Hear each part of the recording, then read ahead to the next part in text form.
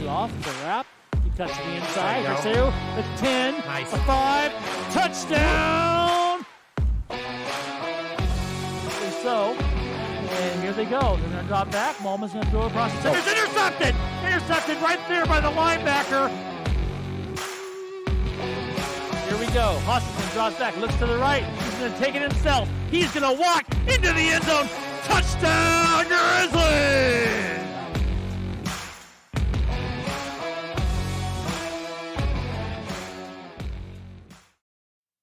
And welcome to Ridgeview High School. Brian Erickson along with Jeff Ivey for tonight's game as the McMinnville Grizzlies are on the road to take on the Ridgeview Ravens. Should be an interesting game here tonight, Jeff. Both teams coming in at 1-1. Last week, the Grizzlies looked really good against probably a downtrodden Forest Grove team, and Ridgeview themselves coming up with a victory last week against Centennial.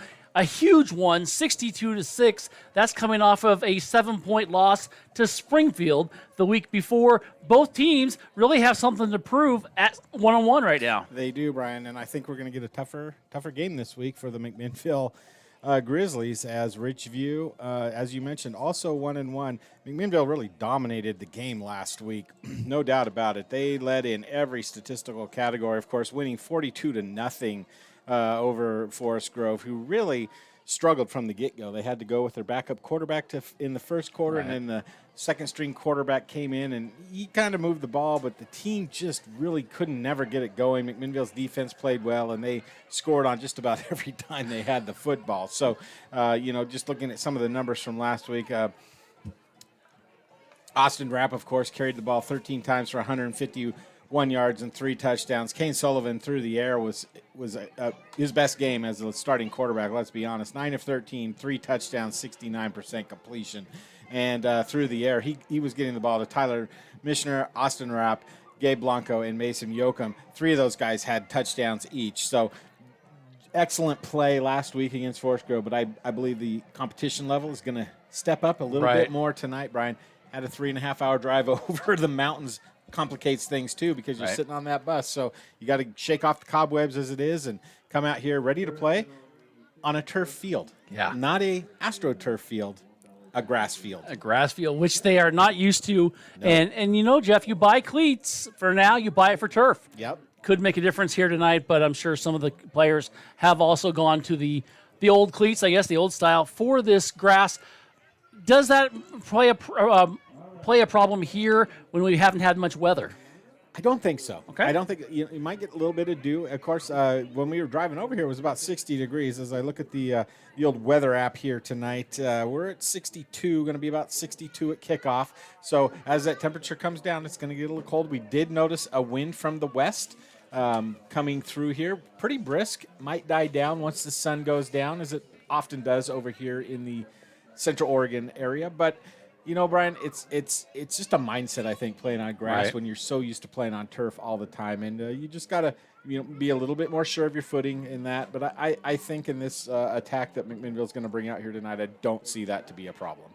Well, it should be a fun game here tonight and fun to see how the Grizzlies come out. Mm-hmm. First time for me to be at Ridgeview, I think for yourself as well. But we'll see how they come out, and I think it's going to matter from the passing game. If the Grizzlies can have a strong passing game, and I think they're going to be very successful tonight, but that's going to be a big say because really you never know. And last week was a great game for Sullivan. Can he come back with 2 straight games? Yeah, he needs to get that 60 to 70% completion percentage for sure. Open things up with Blanco, with Mishler, and then of course when that happens, guess who gets the ball out of the backfield? Mr. Rapp. Mr. Rapp. So Mr. Everything, just doing it all. So gonna be exciting to see what the Ravens actually come out here tonight. Brian, as we look across the far side of the field, you can kind of see the Raven inflatable over there that they have out there. It's kind of off in the distance, but the team obviously is going to be coming through there. You can kind of see in the distance McMinnville walking towards the football stadium. So that means that we're getting much, much closer to game time. But, traveling across the mountains is always a challenge. There's just things that come in with that. So, Coach Tomlin's got to get them up and ready to go. And, the one thing that I missed tonight, though. What's that? Pizza? Pizza. I know. It's But tough. It's tough. It's tough. We couldn't bring it in the car because it's just going to be too cold. I suppose I could have eaten it while you're driving over here. Smart. But, smart. a little Giraldi's pizza would have been really, really nice tonight. We'll have to pick one up for next week's game as we're at home. But that is true. always appreciate that pepperoni pizza. It's Sounds nice. Sounds pretty good right now. It does. It does. So if you're out there, head on into Giraldi's and tell them Brian and Jeff from Yam Hill Today pointed them your way. And you never know. Game may even be on the screen there. So go on out there and pick up some Giraldi's and enjoy the night. And a beautiful night it is. I think it's a little nicer over here than it is in Salem, or the McMinnville area, excuse me. Yeah. No clouds over here. Beautifully sunny once we got over the pass. Yeah. Sun was out, and we'll take it. It's a beautiful setting here. Yes, it is. It's great. We're kind of in the outskirts of Redmond, if you can actually say that. With a view of the ridge yeah. right across the way. And we'll kind of give you a view of the ridge before they break through their little thing and get you the McMinnville team over there. So if you had houses over there, Jeff, you got a pretty good view of the field. You do. Good or bad? I mean, I would like that. That would be awesome. And behind us, the complex of the softball and the baseball stadium, and that's a pretty nice complex back behind us, sitting behind us, too. And as we're sitting up here out of the weather in the press box, as I had mentioned, we weren't sure where we were going to be never sitting, know. so I brought a pair of pants just in case we were on the far side, but alas, I'm in my shorts. And it's a little warm. Yes, it is. You may have to open that window. It's nice in here. Righty, Ridgeview Ravens are coached by Patrick Fleggy, and maybe a name that you might have remember. He, I guess, coached Sprague for a little bit as well. And Jeff, you've got some guys that 5A. This is a successful program. It is. Well, first thing you see when you walk into the stadium is 4A class champions. I believe from 2013-14 timeframe, shortly after the school opened. To be honest with you, and they've moved up the ranks to the 5A, and competition always steps up when you move up. And we saw Forest Grove beat McMinnville last year from 5A against the 6A, so definitely can happen. And but I think if McMinnville comes out here tonight and plays their best on both sides of the football, I think they come home with the W tonight. I do agree, and Coach Tomlin and his staff are ready to go. The Grizzlies are in their white jerseys and their red pants, and they've got their red helmets and red numbers, so they are over there. And I saw the Ravens practicing before the game, Jeff. They're in their purple uniforms. Look a lot like Linfield, which is the purple and the white numbers. And the best thing about those numbers, you can read them from you the can press read them. box. Yes, you can. You don't need to have any kind of binoculars, glasses, anything on. It is some of the easiest uniform numbers to read we have seen in quite a while. McMinnville's are pretty good tonight. The white jersey with the red numbers, but the 5s and the 6s from where I'm sitting. The 8s, and that just could be a function of old age. It could be. I'm going to put my glasses on, though, however. So it does help. I've had mine on the last half hour. What a gorgeous night here. We're still waiting for the Ravens to bust through here, and they're taking a little more time than they expected to as they're getting ready. And a good-sized crowd here. Not a lot of people on the far side for the Grizzlies, but I did see some Grizzly fans sitting on this side. They wanted to stay out of the, the sun, I guess. I don't know. The sun's pretty much gone on the far side, except for the back row over there. I see that bright orange and red shirts over there and a gray shirt that kind of stand out from the sun. All righty. It looks like the Ravens are going to start coming onto the field here eventually. Here they come. And here we go as we are almost at 7 o'clock here. Here come the Ridgeview Ravens as they break out. Those are those purple uniforms we talked about. That's kind of cool. The young kids running out with them. That's a cool deal. It is, and really, it was a really cool deal, Jeff, because I tell you, we wouldn't have had hot dogs before if those kids weren't called out of line. Well, thank you to the parents of the concession stands that you got those kids out on the field where they needed to be for the running in of the game. That is correct. All righty. That is our pregame show here, and we are going to go ahead and take the national anthem and play it your way. So we'll be back right after this here from Ridgeview High School here on YamHillToday.com.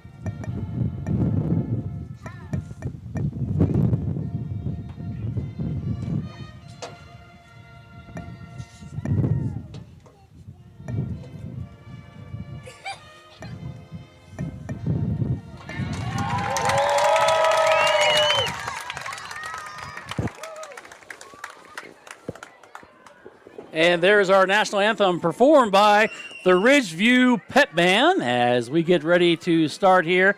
And cool to see the kids run off the field and be a part of the national anthem and also the pregame and getting them on the field. And kind of builds, a quality in the program, Jeff, where the kids kind of look forward to it. And then when they get here, they are look forward to that as members of the team. Exactly. It's their first Friday Night Lights, maybe in a lot of instances for them. Getting the experience coming out. I tell you, Brian, I was kind of just sitting there watching that flag right out in the middle of the field. I've never seen them bring out a flag and put it in the middle of the field like they did, and it was beautiful the way it was waving there. They got it gold tassels around the outside. That was really kind of a cool high school experience I haven't experienced before with that situation right there. So it's always cool to go to new schools and see their traditions and what they do and what's important to them and what they focus on. And right now, they're focusing on the coin flip at the midfield. I'm going to see if I can spy on them. Sneak in there and see if you can get it. Binoculars, see what the plan is. As they are doing that, we'll kind of I do love the press box, Jeff. It's just nice. It's a little crunched up when you're trying to with all the equipment. Well, I can move this. No, not you. It's I'm not going to complain because we're not up on top, right? You know when this would really be nice? Late October, first week of November, when it's really cold over here for a night game. Liberty High School. Yeah, when you're not up on top of the roof, so to speak. We've had that. This is a nice facility, and it is. Again, grass, so something to watch tonight. See how McMinnville handles it. Of course, Ridgeville is going to practice on it, play on it quite often. So, you just don't get grass fields at 6A. All the 6A schools in Oregon have turf now. So, looks like Ridgeview won the toss and is going to receive. So, McMinnville starting on defense. They will be traveling from your right to your left. When they have the ball, Ridgeville, of course, the opposite of that, from your left to your right. You don't see teams choose to receive Not very often. No. The McMinnville Grizzlies sent out Landon Fay as captains, as well as Hunter Hopkins, Gabe Blanco, and Austin Rapp. And those will be four names that you will hear a lot here tonight for the McMinnville Grizzlies. On the Ridgeview side of the ball, they sent out Aiden Brenneman, Jeremiah Schwartz, Peyton Zamko, and Ryan Bigelow. So my thought is that you'll hear some of their names as well for this Ridgeview team as we get ready to go. And, Jeff, let's see if the prognostications come together and see how everything shapes up. I'm looking for a really good game here tonight. You mentioned number 15, Aiden Brenneman. He's their starting quarterback. He's warming up here on the near side. He's 6'3", 180-pound senior, so he's going to have some experience. So I watch him throwing it here on the near sideline. Got a little zip on that ball as he's warming up. So be fun to watch how he, warming up on the sideline translates into game time once he gets under pressure of some of those big fellas up front for McMinnville. Of course, I look for Landon Fay, sophomore. Linebacker in the middle of that defense to really have a good night tonight, Brian. McMinnville's going to need him if they're going to do anything significant on defense. Yeah, he is going to be the key for him tonight defensively, and we'll mention his name quite a bit as Tariq Rue on to kick for the Grizzlies. And Rue's kick is going to be taken at about the 10-yard line. Going to go up to the 20 to stutter steps, breaks through one tackle, a second tackle, almost breaks a third as a flag comes flying in about the 25. But right there is where, let's see, about the 40 is where Jason Nagler was taken down. He was the guy who received the ball. Let's see, it looks like it's going to go against Ridgeview, Jeff, and they're moving back. Called a block in the back, so I believe the ball will end up about the 15-yard line on the play, Brian. And another thing we didn't talk about, we're at altitude. We are. That could play into the game if you get too tired towards the end of the game. You're going to be sucking some wind potentially. So ball's going to be placed at the 30-yard line, 10-yard penalty, when the ball was originally at the 40. So auspicious start a little bit for Ridgeview as they come out to take their first possession. Actually, they're moving it back. Even way further back. Because it's the spot of the foul call. Right. So they're going to put that back at the 11-yard line. Well, or what seems like a pretty good return is costing Ridgeview now. They are deep in their own field, as Jeff said, the 11-yard line, and there's a scoreboard to the right, I believe. You can tell me that for sure. I can't see it from my spot. On the 12. They mark it officially at the 12. All righty, here we go. Here's the handoff going to the right side. Nothing doing. Good stop there for the Grizzlies. The quarterback here is Aiden Brenneman. Talked about him, the 6'3" senior, and he will be conducting the offense tonight for the Ridgeview Ravens. Fullback Damian Warden took the ball off the right side, and a gain of about 2 yards there out to the 14-yard line. They'll give him 2 yards and maybe a puff of pellets every single time. All righty, here they come. Under center once again is Brenneman. He's going to pitch on the far side and going to the right and going through. Same guy, Jeff. And with that run. Guess who made the tackle, though? Well, Mr. Fay did. Mr. Fay did. From his middle linebacker position, Brian. Great pursuit down the line of scrimmage on that pitch. And pulled the runner down after about a 2.5-yard gain. This is going to bring up a 3rd and 6 from the 16-yard line. I want you to tell me who had the ball there. That was Zorian Isaganya. There you go. Isaganya with a pretty... that's my guess. That's pretty close. Nice move to the outside, but really got stopped there by Fay. Here we go. 3rd down now. 3rd and about, let's call it a short 7, long 6. And they're going to throw. Brennan looks. He throws it here, dumps it off. And going upfield right in front of the Ravens sideline. And they are signaling that they got a first down. The pass was caught by Jeremiah Schwartz. Too easy there. McMinnville did not have enough players out here on the near side. That's an 11-yard pass play on the play, and Jeremiah Schwartz just really made that look easy to get that first down and keep the drive alive for the Ravens. All righty, they have trips over on the far side. First time they've shown that tonight. Running backs can go in a defensive position. They'll throw across the middle, and it's tipped, and it's caught, though. Here in the middle, go across the 45, down near midfield. I believe that ball was tipped and almost picked off, but good play there. Actually, a better reception there with Quentin Colton. 22 yards on that pass play, Brian. And Colton, nice job. They just brought him down right behind Fay and able to get that ball. I think Fay might have been the one that you saw tip the ball just slightly, Brian, on that play. 1st and 10. Ball marked at inside the 49, we'll say. Brenneman hands it off. Isagoya gets it, and he's going to go nowhere. Good job there defensively. The Grizzlies made a huge stop, and let's see, first person there, I think, is going to be Noname. Is that a 57? If not, it may have been Fay if it's 54. I could not tell if it was 50. If it's 77, it could be a 77 too. Hunter Definitely Hopkins, but I don't wasn't think Hopkins, it was no. Yeah, you can't miss him. No. He's a big boy. Well, whatever it was a loss of a yard. Bring up 2nd and 11. Shotgun, trips in the middle. Same pass right up the middle. Going to go for a first down or more inside the 30, the 35. They get down to the 31, finally drug down, and they're going to mark him at the 31-yard line. And guess who? Mr. Colton. Well, that's another 21 yards for Colton on that play. Again, same play. It looked like to the similar size, and Fay almost got it, but maybe an inch or two longer, and he would have. But a nice play. You can see that Ridgeview likes to throw the ball around, and they've been some very successful so far. 3 of 3 to start this game for 54 yards is Aiden Brenneman. Brenneman, shotgun formation.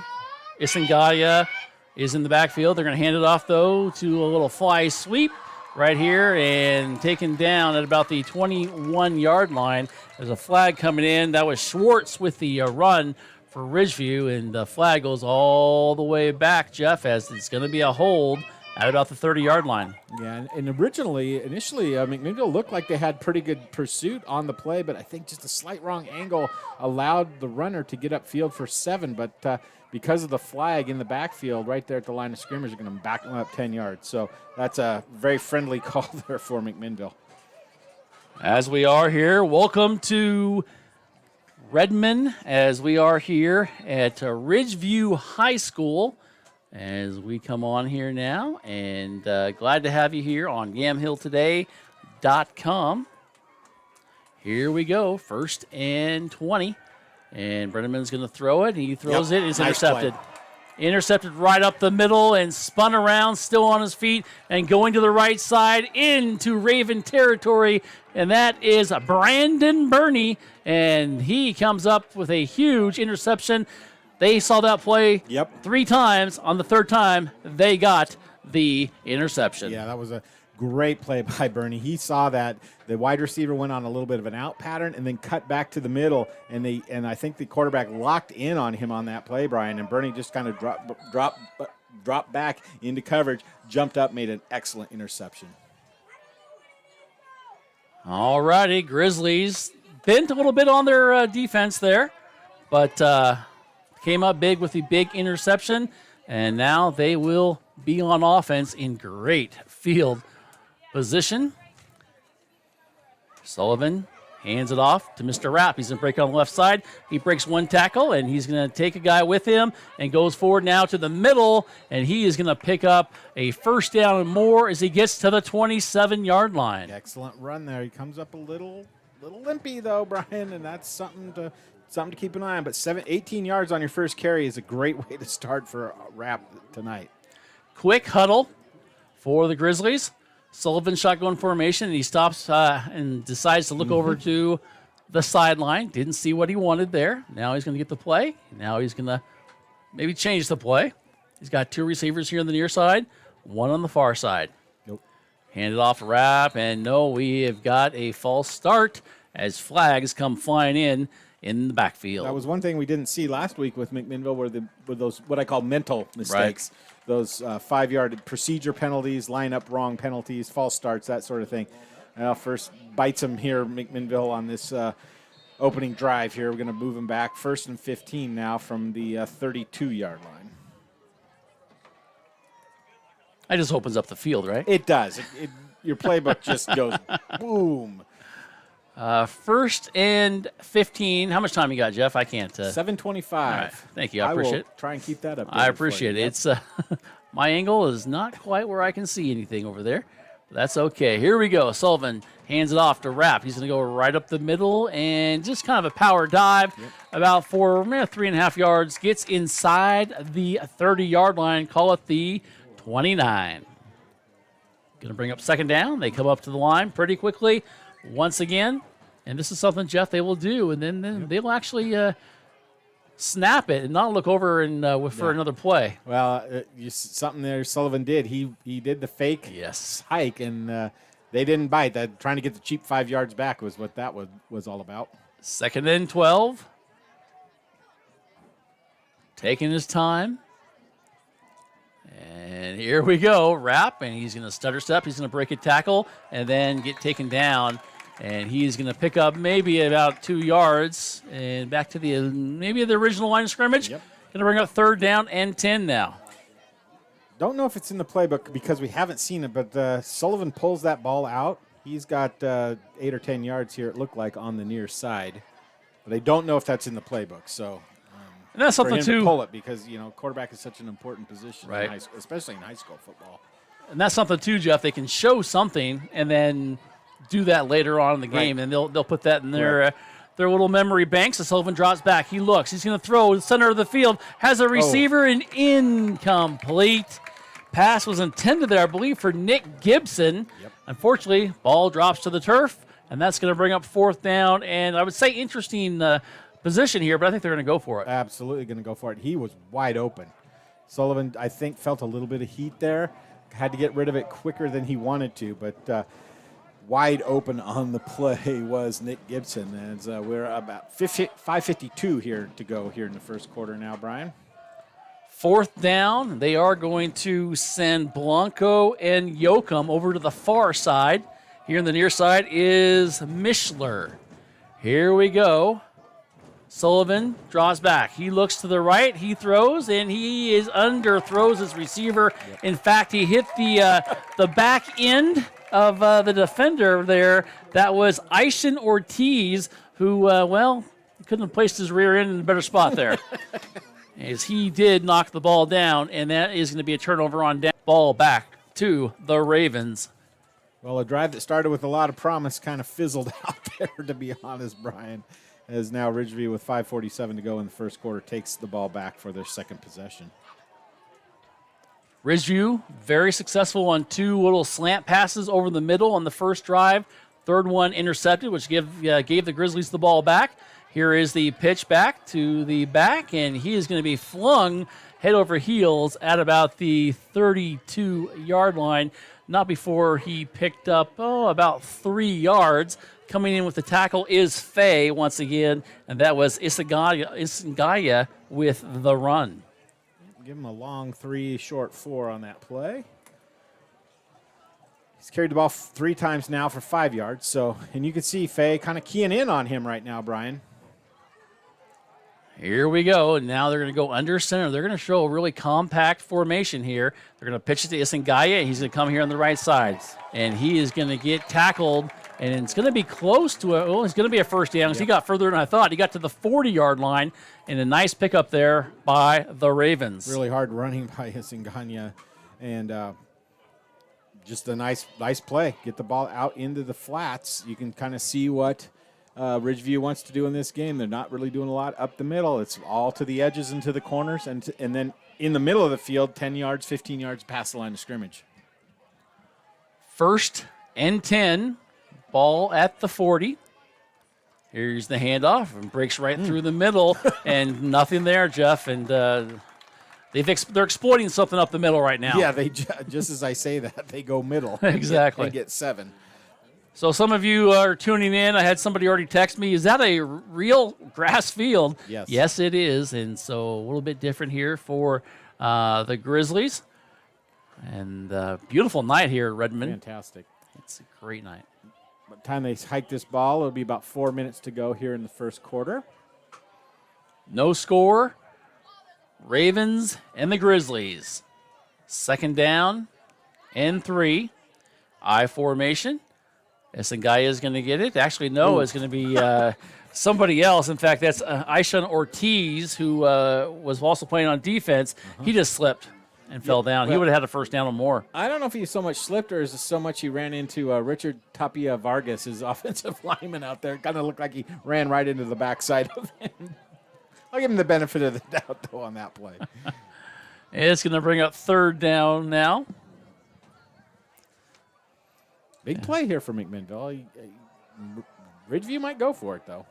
Well, we'll have to see. Hopefully we'll have an idea about that as they come up 3rd and short. I formation, going to go. Isangaya going to get a first down. Not going to have to worry about that. And he's going to be stood up right in front of his bench, but not before he picked up about 3.5, 4 yards into the Grizzly territory just outside of the 48-yard line. Already 5 first downs in the quarter. For Ridgeview. So wow. Very methodical. Very, very methodical. A lot of run plays so far. As a matter of fact, they haven't thrown a pass on this drive as of yet. So maybe look for something here, bust something deep. They were not happy with the result last drive, and they passed most of that whole possession. 1st and 10. Here is the pitch. Isangaya is going to go to the right side. He's going to break through and does a good job of getting another 4 yards or more, or actually more like 7 yards. But a flag comes flying in the backfield, Jeff, and the official says he was holding. Yeah, the official that threw the flag actually gave the bear hug signal, so it was a little bit more than holding on that play, if that's the indication. Third penalty in the first quarter for Ridgeview. So they're their own worst enemies, that and the interception, I guess. So because of where the ball, where the penalty happened, it's actually going to end up netting a 12-yard loss on the play. Ball all the way back to the 40-yard line. Wow. 1st and, is that 20? 1st and 21? 22. 22, all righty. And that's what the board says. Yeah, close enough. 2:28 to go. All righty, that answers my questions. They're going to throw. They throw right out here, and it is caught, and it's going to be about 4 yards. The pass was caught by Schwartz. Brennan, Jeff, you mentioned in the pregame show that he's got an arm. He slings it there in warm-ups. He's slinging it here tonight, too. I mean, he does have a good arm. He does. And I tell you what, I think Schwartz cut it inside. Had he spun outside, might have got 5 or 6 more yards on that play as he turned into the pursuit that was swarming behind him. Second down and 17. We're at 1:50 to go here in the first quarter. Quick first quarter. It is, and no score. So that's pretty much the reason why it's been so quick so far. Ridgeview, Ravens, Isangaya gets it, and he breaks through and gets it to midfield and maybe a little bit more. And actually, let's correct that. That was Ortiz, and he gets almost back, about a yard short of the original first down marker. Going to bring up 3rd and 11. All the runs, they're trying to get to the edge here on the near side. McMinnville having a problem with this right side of the offensive line right now. They're caving it in and really focusing in on that defensive end, either to push him out or to seal him off on the inside. And that's how they're having their success, as the wide receiver will run off the cornerback. They're blocking up the middle, and they're going to look here to the right side. They're going to go for it on the right sideline, and it's incomplete.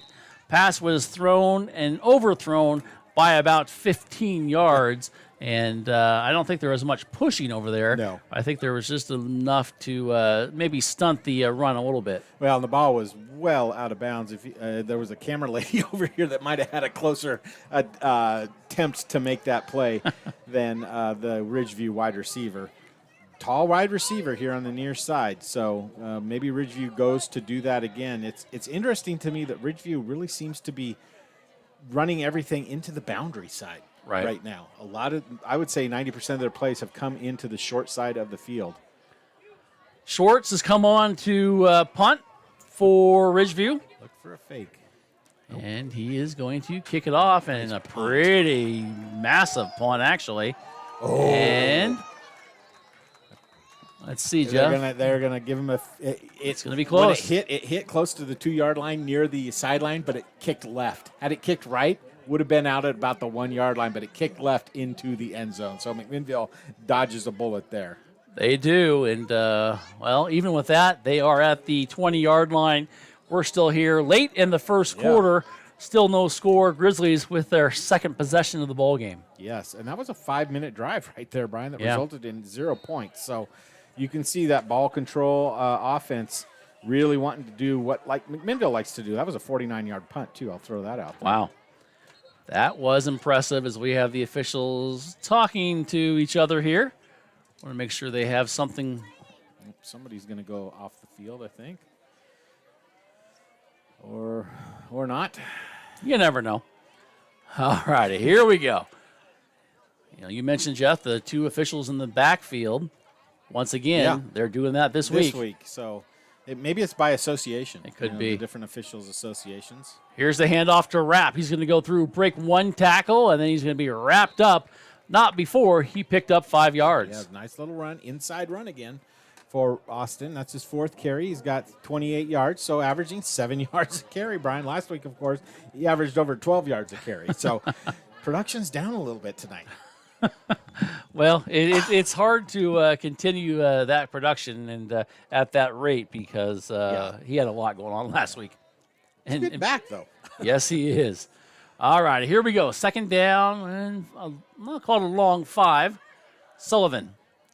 He's going to throw it. He's going to throw it on the far side and has a screen set up and going through. I believe that is that was Kate Blanco on the far Blanco? side. Yep. And Blanco with the reception and the first down. Nice little 5-yard out on the far side. And just get the ball to him and get him upfield. And that was a first down. And that was the last play of the first quarter. All righty. Our score after 1 is 0-0. Don't go away. You're watching Grizzly football here on YamhillToday.com. If you're looking for a financial advisor located here in McMinnville, Bethany A. Blinn has you covered. She has a holistic approach and understands what is most important to you, using an established process to build personalized strategies and partnering with you throughout your life to help keep you on track. Her investment philosophy is a long-term approach with an emphasis on quality, durability, historical context, and common sense. Give Bethany at Edward Jones a call at 503-472-0555. And go Grizzlies! Transitions in life. Sometimes it's difficult. When a loved one leaves us, Macy & Son is there for you. a trusted friend for 5 generations in Yamhill County. At that time, you have lots of questions and you need someone to walk with in every step of the way. Burial or cremation and a myriad of other options, let Macy & Son walk that journey with you. Macy & Son McMinnville. Give them a call, 503-472-6151. As we come back here to start the second quarter, Grizzlies have the ball, and they are going to take it right up the middle and going to get a first down and more across the 45-yard line. Make it the 49 is where they're going to spot it. Nice job there offensively by McMinnville. Yeah, that was the read that we called for earlier, Brian. Sullivan kept it that time and ran up the field after faking 2 wrap. Everybody had keyed in on him, and a nice 19-yard pickup there for McMinnville, almost to midfield. Sullivan, shotgun formation. He's going to look. He's going to double pump. He's going to throw across the middle, and it's almost intercepted and almost picked up by a receiver in the backfield who's trying to sell it. They're going to say no. Pass was intended for Rue, I believe, just overthrew him. Well, went over Rue's head, and then Mason Yoakum almost came up with the pass, but he landed awkwardly on the ball. I thought he knocked the wind out of himself there for a second. Yeah, he did run to the sideline. As they come up here now, going to bring up second down. We are in the second quarter. No score. Both teams coming in here tonight at 1-1. Big victory last week for Ridgeview, 62-6. Grizzlies big victory against Forest Grove last week. Quick score from Newburgh as they play Aloha tonight, 6-0 in the first quarter. And who's lead? Newburgh, I'm sorry. Newburgh, there we go. All right, Sullivan, shotgun formation, and maybe a delay here, Jeff. Interesting, as Sullivan's looking over like, what? And the officials are trying to figure it out. I'm not sure what they're trying to figure out. Got a false start. There was a flag. This official dropped a flag. We couldn't see it with the football team standing in front, but there was a false start there. And again, that's one of those mental penalties that I talk about that McMinnville had really cleaned up last week, and now this is their second of the game here. But it changes a 2nd and 10 to a 2nd and 15. Which is huge. It is. All righty, ball is going to be placed at about the 43. Sullivan, he's going to take it. Quarterback keeper, going to go up and really a few yards, about 3.5 yards there. I thought maybe he had more than he thought he had there. But not bad. You get a few yards back. And we're going to second down 11. Well, this time the linebackers for Ridgeview stayed in play that time. They didn't go for the fake, and they keyed in on Sullivan as he turned up the field and really did a nice job of keeping him to a 3-yard gain there. Yokon and Rue here on the near side for the Grizzlies. Shotgun formation. Here they're going to look to the pass. Double pump. They throw across the center, and it is caught by Yoakum. He's going to get a first down and more. Nice job. Well, I say that, Jeff. Let's see what the spot's going to be. The far official had him way past the first down marker. And this one here. That's a bad spot. This one, it doesn't say he have it. Let's see. The other official on the far side. We could show him on replay. It's easy. It's too easy. They're going to say fourth down. They're going to 4th and 1. And so the Grizzlies are going to go for it, Jeff. And Ravens, did they try to clog up the middle here? Let's see. This might be something where they try to break something here, thinking that the Ravens are going to try to bust everything they can to stop that 1 yard. Sullivan's going to hand off to Rep. Smart play. Go around the left side. You break 1 tackle, a 2nd tackle, 3rd tackle. Goes inside the 20, 10, 5. Touchdown, Grizzlies, but there's a flag back at the 30-yard line. Make it the 35. They just moved it back, and that means it's probably going to go against McMinnville. You smell that? It's not the hot dogs or the hamburgers down below. That smells like home cooking. All right. I didn't see it, but that doesn't mean it didn't happen. But hold on the play. Jeff, there's something that there's people who say that you can find a hold in every play. Yeah, especially if you're home cooking. But the nice thing is it's from the spot of the foul, so it's going to be 4th and about 4 after the penalty, but that's a killer. That is one of those killer plays, and it looks like McMinnville's now maybe sending out the punt team with 10-19 to go here in the second quarter in a scoreless tie. 6 or an 8, Jeff? Is that Nick Gibson out there? I believe so. I think Gibson is on to punt for McMinnville. Hard to tell the difference between the 6 and the 8 out there. But he's standing at the 43-yard line. Pretty good snap. He's going to get off a little wobbly punt, and it's going to go and hit around the 20-yard line and down the 15. And why the Ravens are even standing around it, not sure. But not a bad punt there. Puts the Ravens back at the 10. Yep, 36 yards on the punt, and that was Carson Thomas. That's exactly what I thought. Yep. Carson Thomas getting in there with the punt. And now, Jeff, the Grizzly defense has done pretty well. So far, no score in this ball game. We'll get a time check from you when you get a second. But 10:09. 10:09. But the Grizzlies would like to have some points by now, I think. They would. And so, do they come offensively? Yes, you'd love that. We'll see how the defense does now. Defensively. Deep in the Ravens' territory. As they come up here now, Brennan pitches it back and going forward, and maybe a yard or two. My guess is that is Isingaya. It is.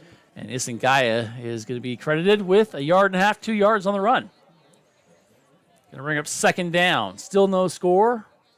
As we are in the second quarter from Ridgeview High School in Redmond, Oregon. And glad to have you tuning in here on YamhillToday.com.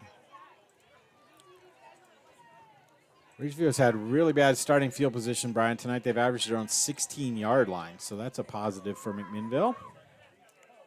Brennan's going to keep it. He's going to roll around the near side. He's going to throw. He has a big catch there. And once again, that is Schwartz.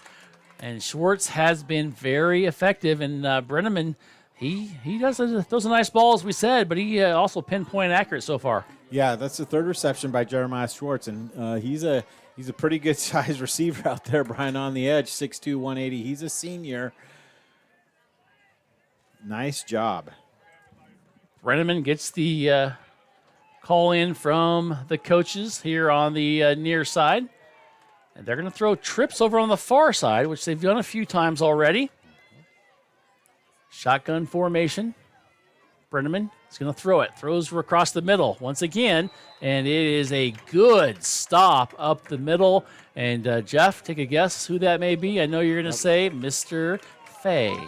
That was Mr. Fay with the stop, but Quentin Colton on the reception did a nice job hanging in there. And ball out to the – we're going to put that at the 21-yard line. So 4 yards, but it gives them a first down and keeps the drive alive. That's one thing. They do just enough to get that first down, and they've done a pretty good job. They've run that play 4 times now. 4, or maybe 5 times. Yeah. 4 completion. Well, 3 completions and an interception.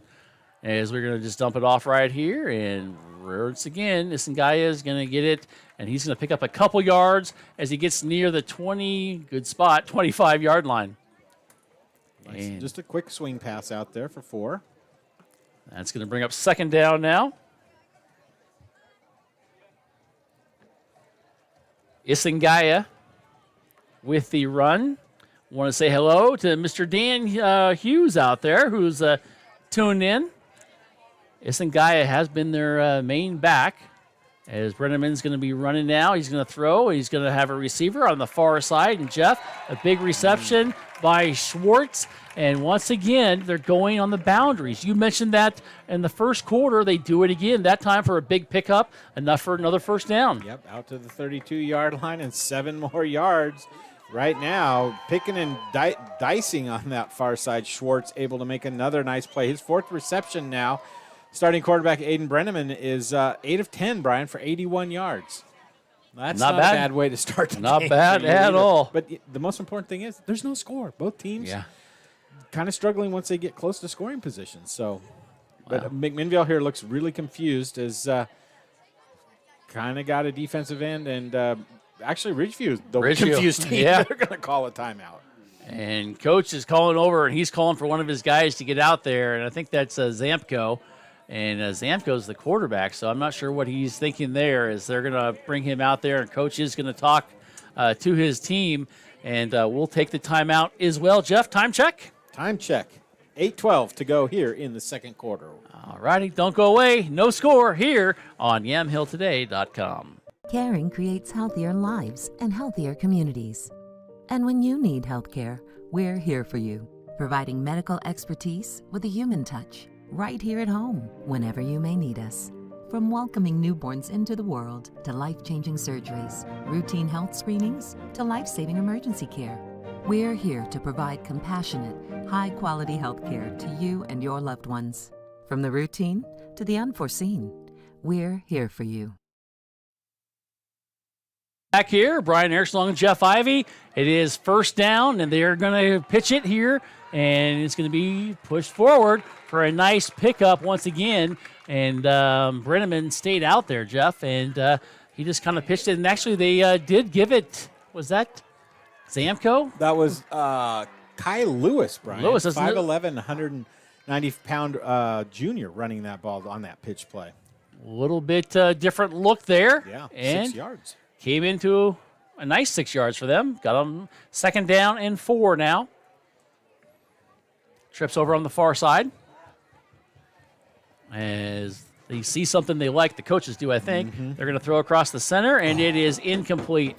As you can hear the pounding of the desk there by the coaches. Pass intended for Colton. They saw it. They thought it was open. Yeah, it kind of was.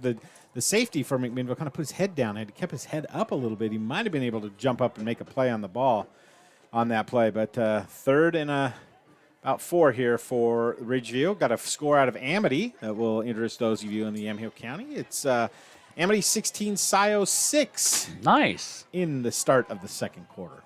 7:30 to go here in the second. 2 receivers here on the near side.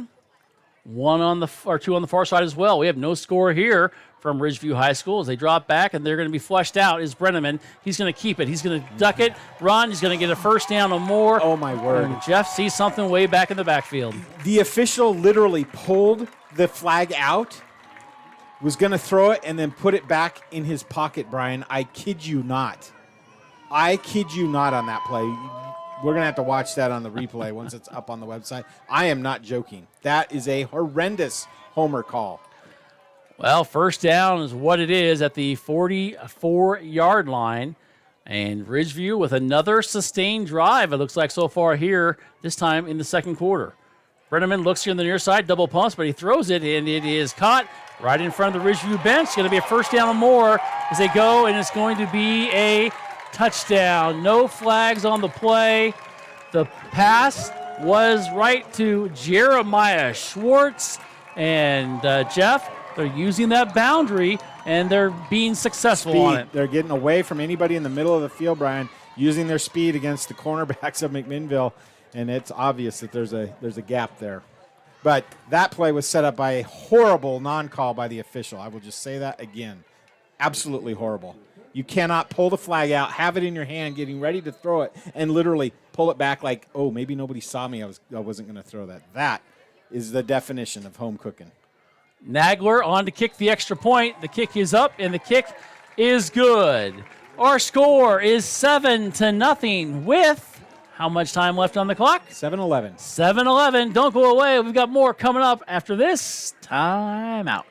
Andrew Physical Therapy, Orthopedic and Sports Rehab wants to see you make a full and quick recovery so that you can get back into life and the things that you like to do. Their friendly staff will listen and encourage and guide you through each step of the rehabilitation process. From low back pain to post-surgical rehabilitation after a shoulder surgery or knee replacement, they are here to help. They also offer treatment for sports injuries and hands-on personal training for those who want to perform at their athletic best. Andrew Physical Therapy, Orthopedic, and Sports Rehab. Give them a call at 503-435-1900.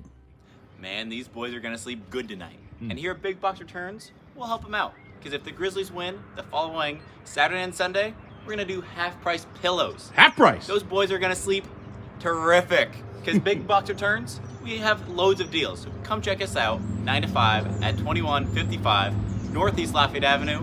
And come check out Big Box's Big Deals.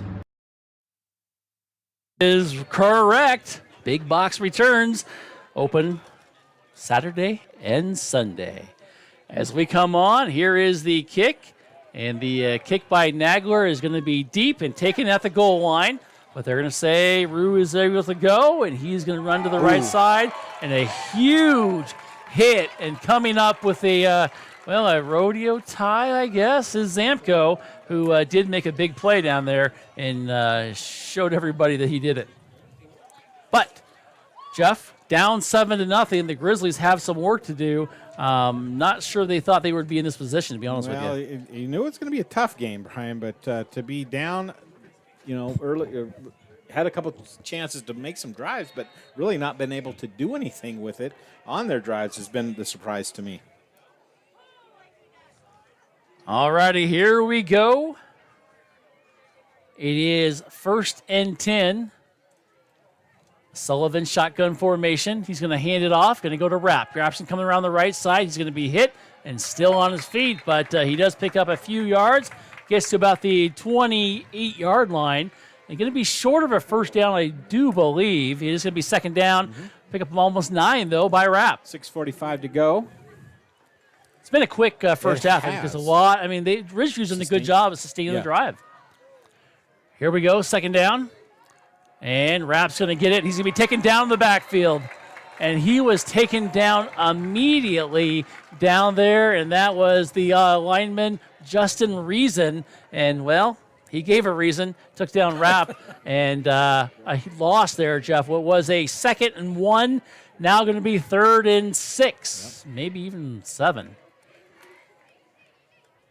We'll try to have some scores for you, or at halftime, we will have them, more than just try. And so they've been coming in hot and heavy here on our digital devices, and we will also have more during the halftime show here. Our score is 7-0. Ridgeview in the lead. Sullivan drops back. He's going to keep it, and he's going to run right in front of the Ridgeview line, or the sideline. He does a stiff arm, and Jeff is going to be close to a first down.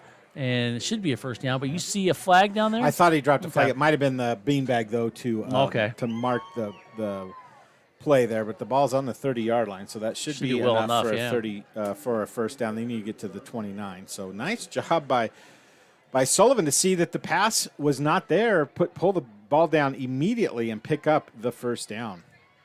That is huge. Alive. It does. The clock continues to run, and McMinnville would like to have a sustained drive, Jeff, but they would like to maybe get 2 here still in this half. And remember, McMinnville will get the ball coming out at halftime. 2 receivers on each side. Sullivan looks to the left, throws to the left, has a receiver wide open. It is caught and going through and inside the 30-yard line. A nice pass there. Rue with the reception. Hung it up just a little too much. Would have let him. Would have been a sure touchdown, but a nice job there of Sullivan to connect with Rue. Awesome 42-yard pass play there, Brian. Inside the 28 now. Grizzlies trail 7-0. Trying to get some points on the board. Here's Rapp, going to go to the left side, and he is going to be taken down.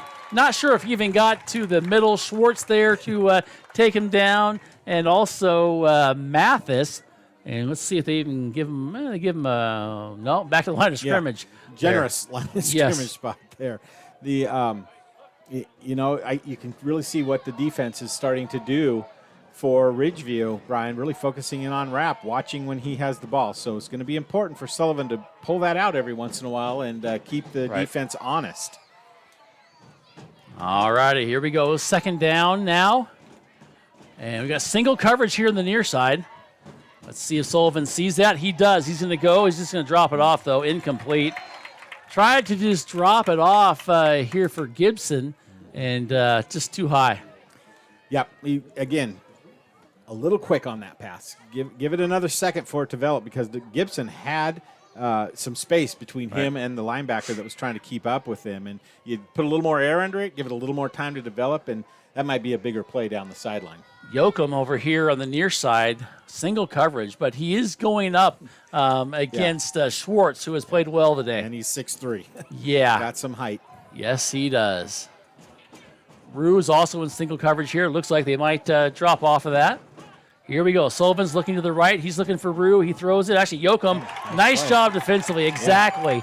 Ball was there in Yoakum's hand, and the Ridgeview defender, guess who? Jeremy Schwartz batted it down right there. Tomahawk chopped it, Brian, basically, and that's what you teach as a defensive back. Interesting to me that the ball was at the 28-yard line on the previous play, the previous snap.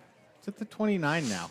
It's interesting. I'm just not making a accusation, just interesting to me. They did, I guess, credit Rat maybe with a minus yard that we thought he had. That was 2 plays ago. Okay, maybe not. Here we go. Sullivan draws back. He double pumps. He has to get rid of it. He does, and it is caught, and it is going to be a turnover. Is it dropped? Yeah. Turnover on downs, even if he catches it. Yeah. Ball was intended there for Mishler.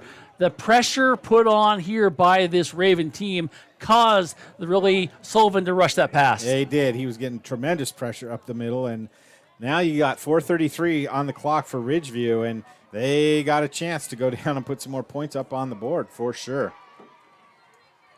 Be curious to see what Ridgeview decides to do, Jeff, because as you mentioned, Grizzlies will get the ball to start the second half. There's still plenty of time here. Look at the way Ridgeview spreads you out, though. There is single coverage across the board. Handoff and just a gain up the middle. They're on the 29-yard line, got to maybe the 30 there. It's Ngawa. It's Ngawa again. And, yeah, you're right, though. They're going to try to bunch it up the middle, and then eventually they're going to try to go to the outside on you and use that speed. Yes. And I think now if you're Ridgeview, you need to get a first down, Jeff, to keep that clock going because you don't want McMinnville to have the ball again. Here we go. 2 receivers on each side. Dropping back. Throws it here. It is caught. And try to set up a little screen play here. And it is going to be taken out at about the 46-yard line. Pass was caught there by Colton. And going to be short of the first down by about 4 yards. Huge third down play early in this ball game. Really want to give credit to Tariq Yu on that play, Brian. He did a great job standing his ground. He knew he was going to get blocked, but he bunched it into the sideline so that the wide receiver had to cut inside where it was being trailed. Ball on this hash mark, so you've got 2 receivers here on the near side, 2 on the far side. They are spreading it out once again. Here we go. Verneman looks here on the near side, going to throw, and is incomplete. Mistake there because the ball was right at the perfect spot for Schwartz. Took his eye off the ball, Jeff. Went through his hands, hit his shoulder pads, and went straight up in the air. They got away with something there because that could have been intercepted. That could have been a big-time interception. And I tell you what, Brian, McMinnville, look at those defensive players. How many of them got their hands on their hips already? And we're not even through the first half. So this altitude and that trip over, I'm not saying it is, but it does. It really does. But punt's going to be into the wind this time by everybody Jeremiah Schwartz. He is standing back. He will kick the ball, and he'll kick it to Mishler. Here is the slow snap, and we might have a timeout here, or we can have a delay game. I think we might have a delay. It is delay a game against Ridgeview. How much time we got, Jeff? We got 3:49 still. Plenty of time. Plenty of time. Plenty of time for the Grizzlies. Plenty of time for Mishler, who is standing back, now moving up to the 38-yard line. When, Jeff, you have 4th and maybe 4, you might, but now moving the ball for sure. 4th and 9, you're not going to do anything funny. As they get it, they do rush him. He gets off a pretty good punt. Mishler is going to take it. No, he's going to let it go. It's going to bounce and roll and go to the 37-yard line, and that's where they are going to down it. Not sure why they downed it so quickly. Let it ball sit there for a little bit, play around with it a little bit, but that's where the Grizzlies will have it. And now we'll see what the Grizzlies can do, Jeff. Trailing still 7-0.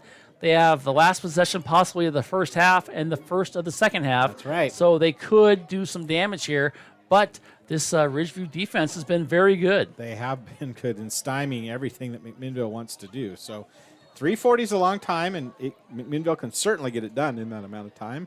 Pretty good field position at the 37-yard line with 3:40 to go in the first quarter, Brian. I'd like to take some time off the clock. You don't want to leave Ridgeview any time if you have to give the ball back to them. Rue is in motion, or Mishler here on the near side, I should say. He's going to get the pass, and he's going to be hit immediately, does a little tackle, and then he slips and then goes down. And then we got flags coming in. Mishler saying, wait a minute, I was never down. but he did go backwards pretty hard, and I think the grass played a role at that point right there. We got a personal foul, face masking against the Ravens, and that's not what they need right now. And I tell you, Brian, that was one of those plays where Mishler's feet went out from under him. Wonder if it's because they're playing on grass, not used to it, but then somebody grabbed his face mask, so that's going to give him a big-time penalty out to the 46-yard line on the other side, and great field position there on the play.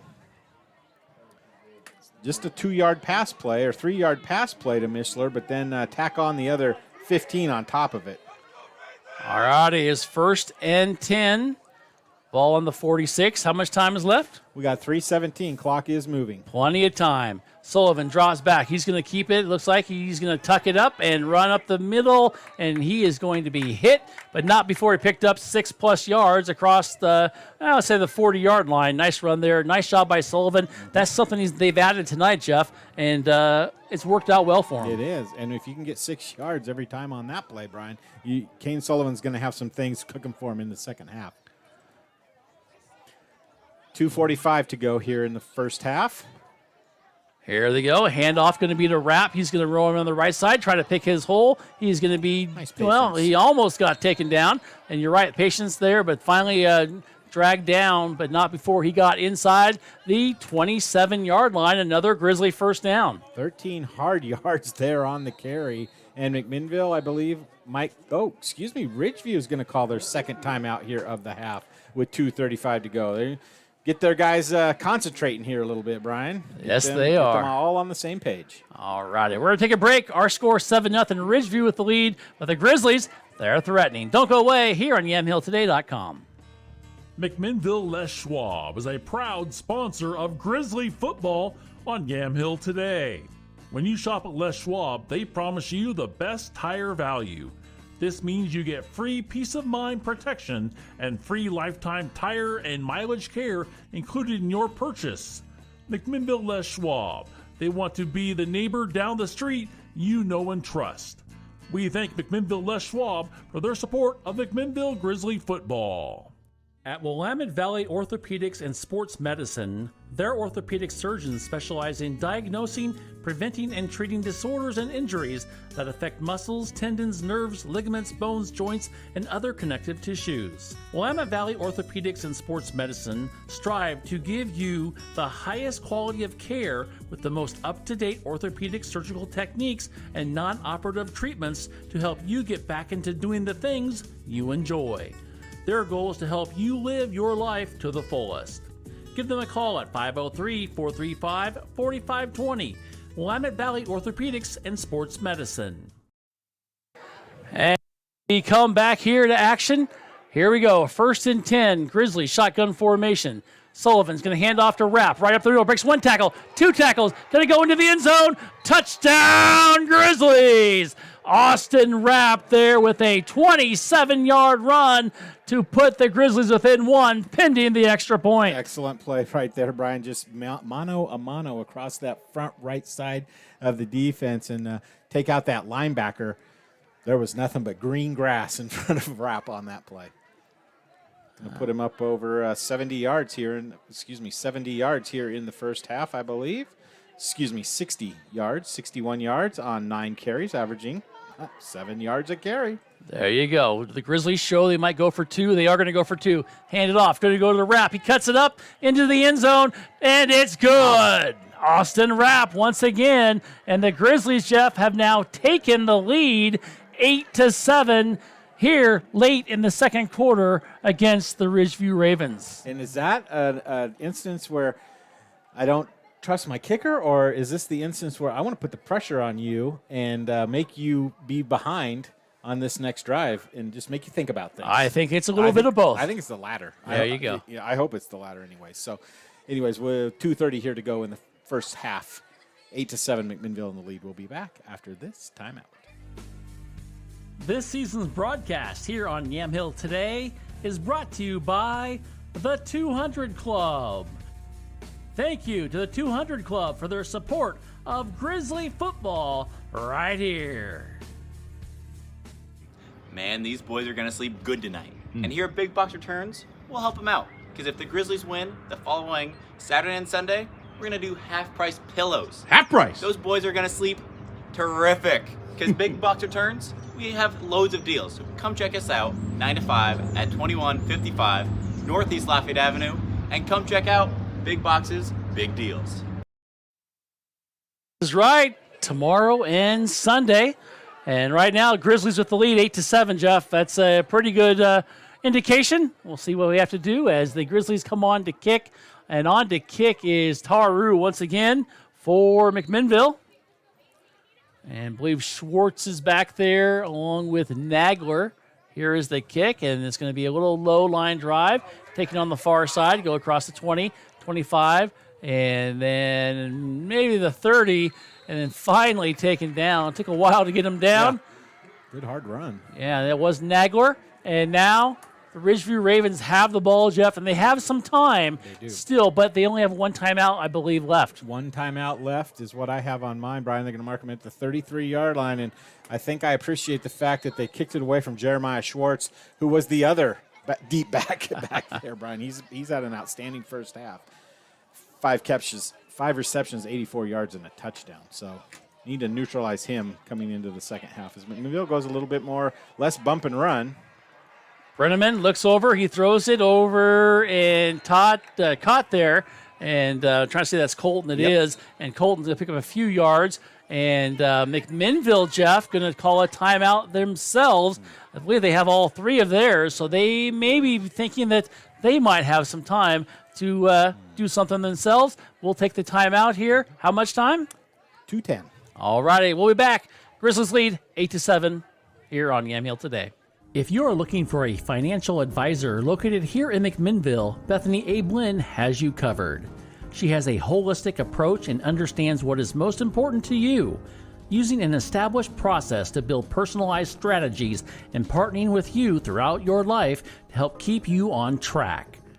Her investment philosophy is a long-term approach with an emphasis on quality, durability, historical context, and common sense.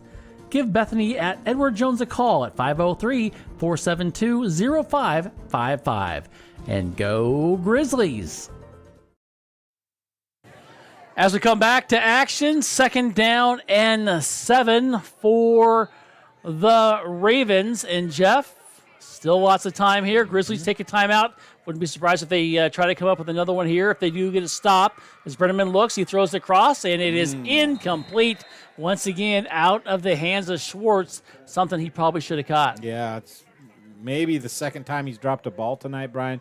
That play was a big-time, had the potential for a big-time play with him cutting across the middle, but the ball just a slight bit behind him, it looked like, from this angle.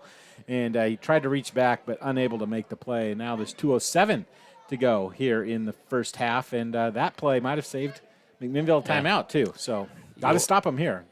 Yes, you do. And I would look, though, even though he's dropped the last 2 passes, Schwartz, he's over on the far side. You do have Zamko over here, and let's see, both Zamko here on the near side. Trips, drop back. They throw over. Guess who? He's going to get it, and he's going to get a first down. Perfect pass there. This time Schwartz did not drop it. I would hate to be a receiver on this team that wears any other number than 16 or 22. They are pure decoys. Yeah. They are absolute decoys. They marked him out of bounds, short. 4th and 1 here, Brian. They're going to put a ball at the 42-yard line. So only 6 yards on the play. Wow, that's a huge play. That's a big play there. Here we go. If you're Ridgeview, you only have one. Do you even have a timeout left? Coach is yelling over there. He's not sure what's going on. Well, the clock is stopped, but I think he's going to call timeout the way he's walking out on the field. He is upset with the officials, and he is coming over here to talk to him. Why is that not a first down? I think he's got a point. You saw the he must have stepped out. He had to have. I mean, we can't see the sideline on the far side just because of the angle we're at. That's the only thing I can think of. But he had his hand out. He was out, reaching out across first down marker. I don't think in high school football that counts. Oh, then there you go. I don't think it's but where he stepped out, we don't know. Yeah. So it's hard to hard to see. It's 45 yards across the field over there, maybe even farther than that. To also be short by a whole yard. Yeah, it's odd. I thought he had it for sure because he's gotten every other time he's gone Right. for it over there. So last time out, according to my information, for the Ridgeview Ravens, but we'll see. Well, Jeff, 4th and 1. If you're Ridgeview, I think you're going to take your quarterback and try to do a sneak up the middle and Yep. spread everybody out. Yep. Well, you look where you're going to bring your Schwartz, wide receiver, single coverage here on the near side, and if you don't have bump and go coverage, this is an easy first down. You've got to have your wide receivers come up. They have to. I mean, your defensive back has to come up. Here we go. It's just to be a keeper, and they're going to fight his way, and it's going to depend on the spot now. And it looked like initially that he had it, but not sure. Here's a score for you. Caldera and Madras in a tight one, 0-0 at halftime as you hear the crowd and you see the spot. It's a first down. Ridgeview dodged the bullet there. Yep. I have a couple other scores from the Yamhill County that I'll pass along at halftime. Nice. Clock is moving, 1:40 to go here in the first half. And a tough, hard-fought game by both sides. It has been a little bit different than last week for both teams here. Both teams scored lots of points last week. They throw here and that's across the middle. offensive pass interference. And it is going to be a first down. No call by the official. Actually, be short of first down. Pickup of 9. Pass intended to, or caught, I should say, by Colton. And it's going to bring up 2nd and 1. Looks like a lot of pushing in the middle there by Colton. Here we go. Brenneman. Overseas, looks to the left. He's going to throw to the left, has a receiver, and throws into his sideline and actually hit one of his players over here on the sideline who wasn't paying attention. The ball, well, he hit him in the knee, I believe. He just dropped down and, forget it, I'm done. And that's going to bring up 3rd and 1 now. Play seemed a little bit rushed, I'm going to be honest with you. How much time on the clock? 1:03. 1:03. So Ridgeview, not sure what their field goal kicking game looks like, but they had a pretty nice extra point. I'll give you that. Here we go. 3rd down and 1. Guess who? Schwartz here, and they've got 2 guys on them. And now only 1. The single coverage here. Do they see it? And they're going to hand it off. This guy is going to get it nowhere. And a nice job defensively there. Jesse Jones to win. Haven't mentioned his name here tonight. Last week he was a little injured, I believe, but he comes up with a huge tackle there, and it's going to bring up 4th and 1. Right back on the line of scrimmage.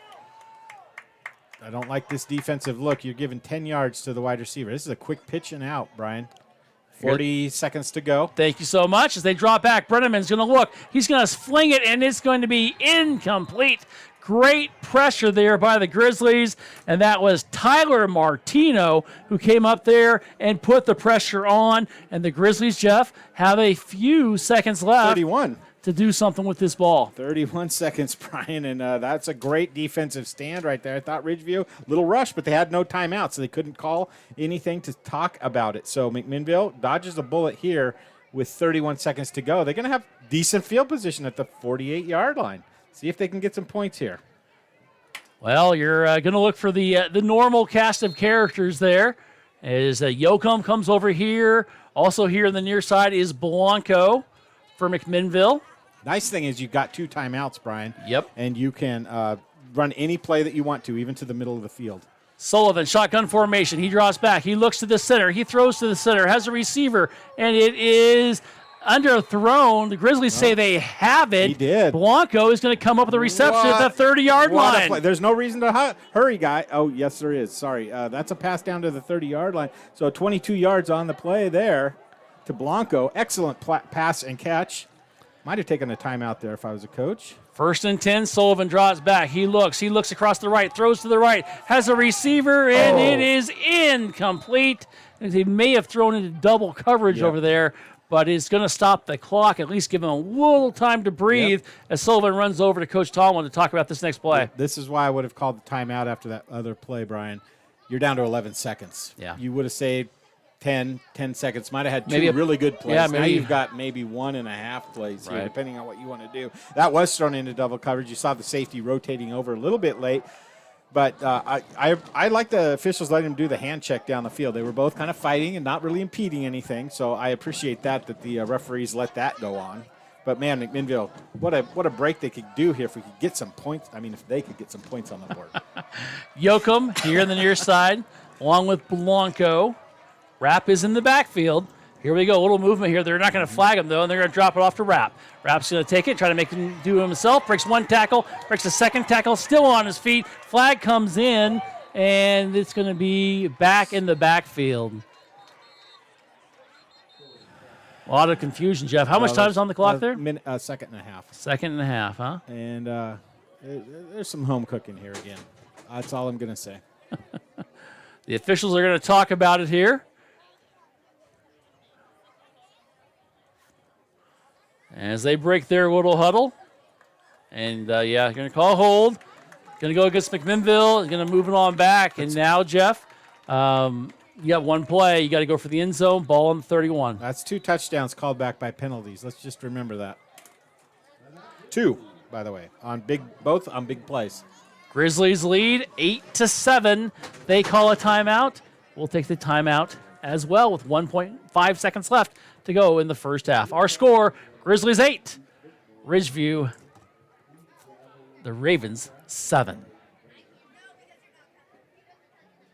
Transitions in life. Sometimes it's difficult. When a loved one leaves us, Macy & Son is there for you, a trusted friend for 5 generations in Yamhill County. At that time, you have lots of questions and you need someone to walk with in every step of the way.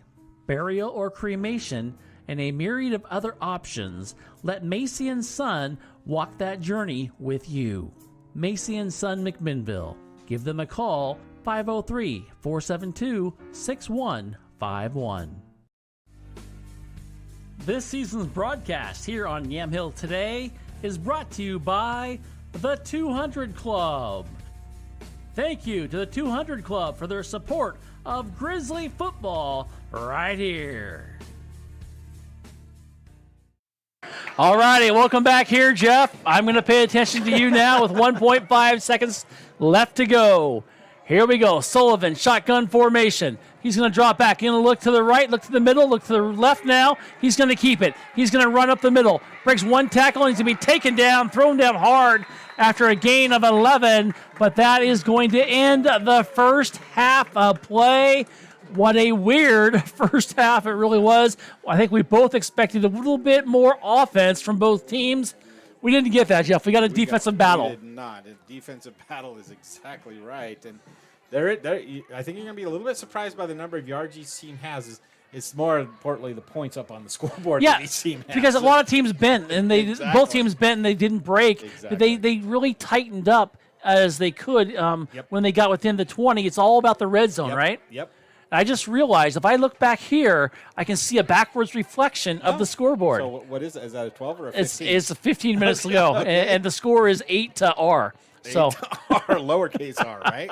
Exactly.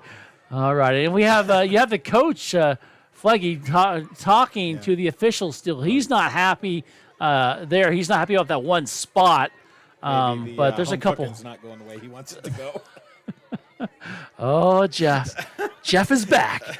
We are at halftime here from Redmond, Oregon, and we are at Ridgeview High School, where the Grizzlies are on top of the Ravens by a score of 8-7. Don't go away. We've got the world-famous halftime show coming up right after these messages. Man, these boys are going to sleep good tonight. And here at Big Box Returns, we'll help them out. Because if the Grizzlies win the following Saturday and Sunday, we're going to do half-price pillows. Half price? Those boys are going to sleep terrific. Because Big Box Returns, we have loads of deals. So come check us out, 9 to 5 at 2155 Northeast Lafayette Avenue. And come check out Big Box's Big Deals. Caring creates healthier lives and healthier communities. And when you need health care, we're here for you, providing medical expertise with a human touch, right here at home, whenever you may need us. From welcoming newborns into the world to life-changing surgeries, routine health screenings to life-saving emergency care, we're here to provide compassionate, high-quality health care to you and your loved ones. From the routine to the unforeseen, we're here for you. Andrew Physical Therapy, Orthopedic and Sports Rehab wants to see you make a full and quick recovery so that you can get back into life and the things that you like to do. Their friendly staff will listen and encourage and guide you through each step of the rehabilitation process. From low back pain to post-surgical rehabilitation after a shoulder surgery or knee replacement, they are here to help. They also offer treatment for sports injuries and hands-on personal training for those who want to perform at their athletic best. Andrew Physical Therapy, Orthopedic, and Sports Rehab. Give them a call at 503-435-1900. McMinnville Les Schwab is a proud sponsor of Grizzly football on Yamhill today. When you shop at Les Schwab, they promise you the best tire value.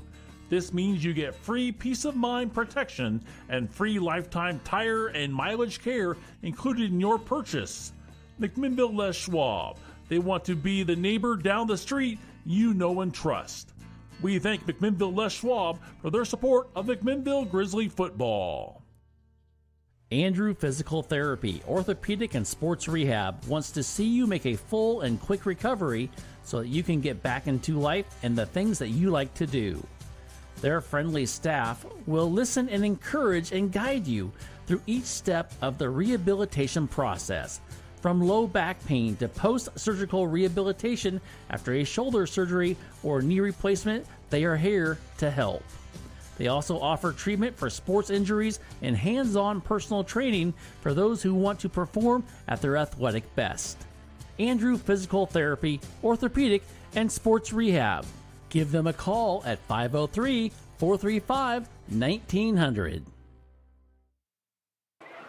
Welcome back. Brian Erickson along with Jeff Ivy as we are back here at Ridgeview High School. And Jeff, we got some scores from around the league, and we can get to those after you do your stats. But we've got some highlights to talk about in the first half. We do a lot of offensive highlights, but not a lot of points highlights. So in that first half, look at some of the team stats. First for Ridgeview.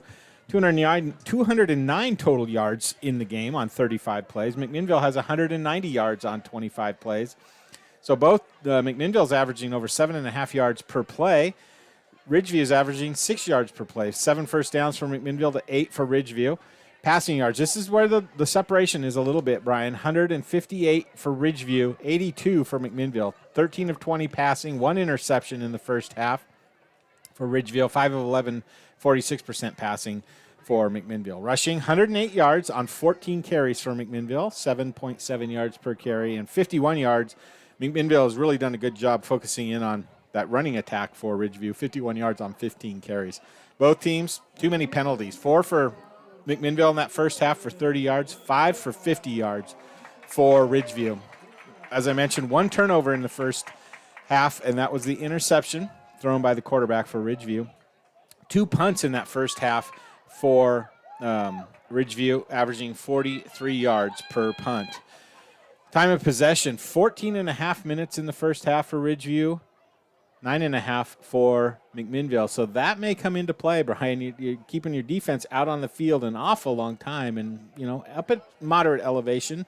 Certainly not the Valley and certainly not Wyoming, but moderate elevation here. It might get tired, especially after taking that long bus ride over to the game tonight, too. So we'll see how that plays out. Looking at individual statistics in that first half, Aiden Brennan, as I mentioned, 13 of 20, 158 yards, 1 touchdown, 1 interception. And he completed 65% of his passes. Zorian Isanya carried the ball 9 times for 27 yards. Aiden Brenneman 2 times for 9 yards. And Ishan Ortiz, the other ball carrier with significant carries, 2 carries for 7 yards.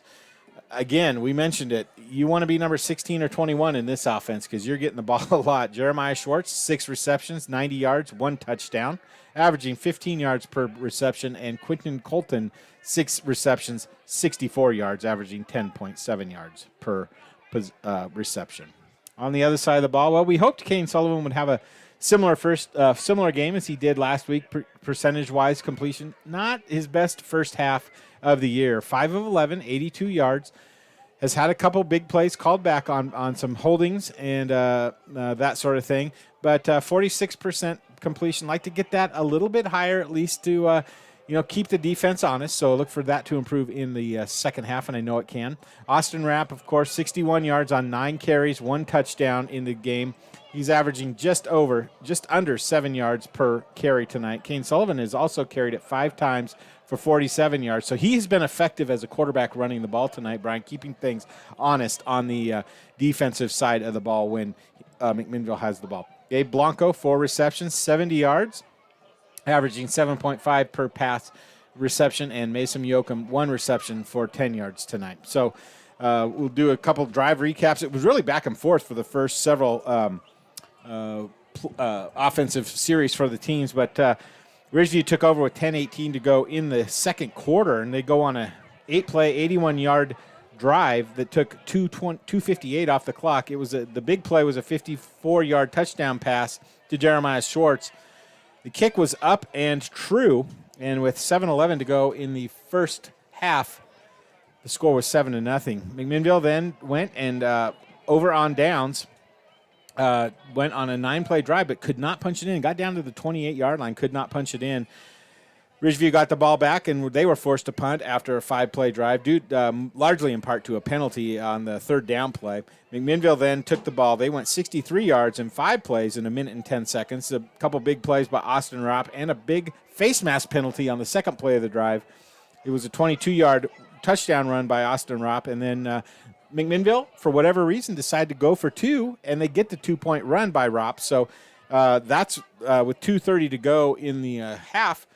McMinnville led 8-7, and both teams had a chance there at the end with a possession each, but neither could punch the ball in after somewhat successful drives. McMinnville got all the way down to the 20-yard line before time ran out on their first half. So going to be some important adjustments that both teams are going to want to make tonight. And McMinnville, you can tell that they're concerned about the wide receivers and the speed and the depth that they have on the outside, because that's where they go to for the big plays. And I don't know what you do to counter that, because you want to keep a linebacker or 2 inside to stuff the run. So you're kind of, man, I can't do this. I want to do this, but I can't do that, because if I do that, then I'm going to get burned here. So the Ridgeview really stretches the defense, and it's impressive to watch and fun to watch.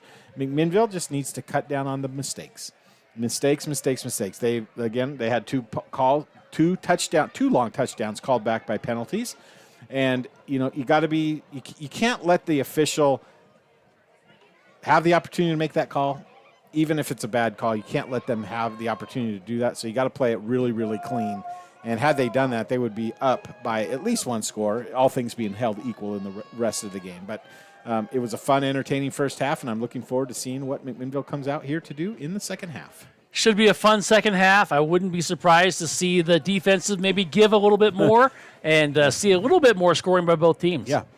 All right, speaking of scoring, let's check out our scores before we take a break. Sheldon on top of Sprague, 34-0. They're a good football team, and I'm not talking about Sprague. Yeah, Sheldon, you're right.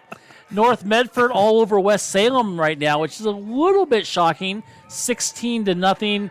And here's one, Jeff. North Salem on top of Roseburg, 19-0. Yeah, that look was awesome. North Salem's got a really good running back. And quarterback. And quarterback, but the running back is getting offers from Clemson. Yeah. So you don't get offers from Clemson in Oregon unless you're good. Yeah. Nathan's over there at Central watching the Central Silverton game, and he says 27-21. Silverton in the lead right now. So that's a interesting game. And Perrydale beat Butte Falls yesterday 68-8. And I know there's a big South Salem game tomorrow at 3 o'clock. They play tomorrow, yes. And you had some scores from us as well. So at the half, Amity leading Scio 29-12. That's a big game. Kennedy leads Jefferson 56 to halftime. So that game will be over about 26 minutes after the second half starts with the running clock that'll be in play. So Central 21. I have what did you have for the Central score? Nathan Silverton? said it was 27-21 Okay, Silverton. that's a more recent score than what I'm showing. I also have a score from Newburgh, thanks to our crack reporter in the field, Derek Wharf. Thanks, Derek. We appreciate the up-downs. He's actually putting some video of plays up on Twitter. But Tigers up 21-7 about halfway through the second quarter. So that update about 10 minutes ago, so that score may have changed. But appreciate the shout-out there by Derek Wharf and getting video as he's on the scene in Newburgh tonight. See if I can I had a couple other scores that I had found, but let's see if I can find them really quick. Insert the music, and here we go. It is a beautiful night, though, to be singing. Fantastic. Love it. Love It's it. fantastic. Very friendly people around here as well. Very friendly. I love it. We've been treated very well. Again, the press box. It's very nice. Comfortable. We had nice little. We got some. You have these here. 50-50 raffle. Have we heard when the raffle actually takes place? We have not, and hopefully we will hear that soon because I hope we win. Yeah. It would be nice, wouldn't it? It would be nice. It would be fun, actually. But we'll see what happens. The money goes to the cheerleaders, I think, was that? Is that who was selling them That's tonight? who was selling them tonight, yeah. So, but it's just a nice atmosphere. And Jeff, this is a 5A school, but there's a huge crowd here, not even to mention the way they're playing. But they have a lot of support here as we see our Grizzlies come back onto the field. Yep. That's awesome. All right. Hey, Jeff, while you're getting that, we'll go ahead and take a quick break as we have a few minutes left as we have about, is that 2.5 or 5.5? 2.5. All righty. But they'll add 3 when they come out Exactly. to the warm-up. So you got a little bit of time. All righty. Stay tuned. We've got more scores coming up here as our score at halftime. Well, it hasn't changed, of course. It is 8-7. Grizzlies in the lead. We'll be back after this timeout. All right. Just got off the phone with the Grizzlies, and they got some big plays cooking up. Just like here at Big Bucks, we got some big deals cooking up. So come on down after the game on Saturdays and Sundays, 9 to 5, and come check out all of our half-priced items. Down here at 2155 Northeast Lafayette Avenue, we got some big deals at Big Box Returns. Caring creates healthier lives and healthier communities. And when you need healthcare, we're here for you, providing medical expertise with a human touch, right here at home, whenever you may need us.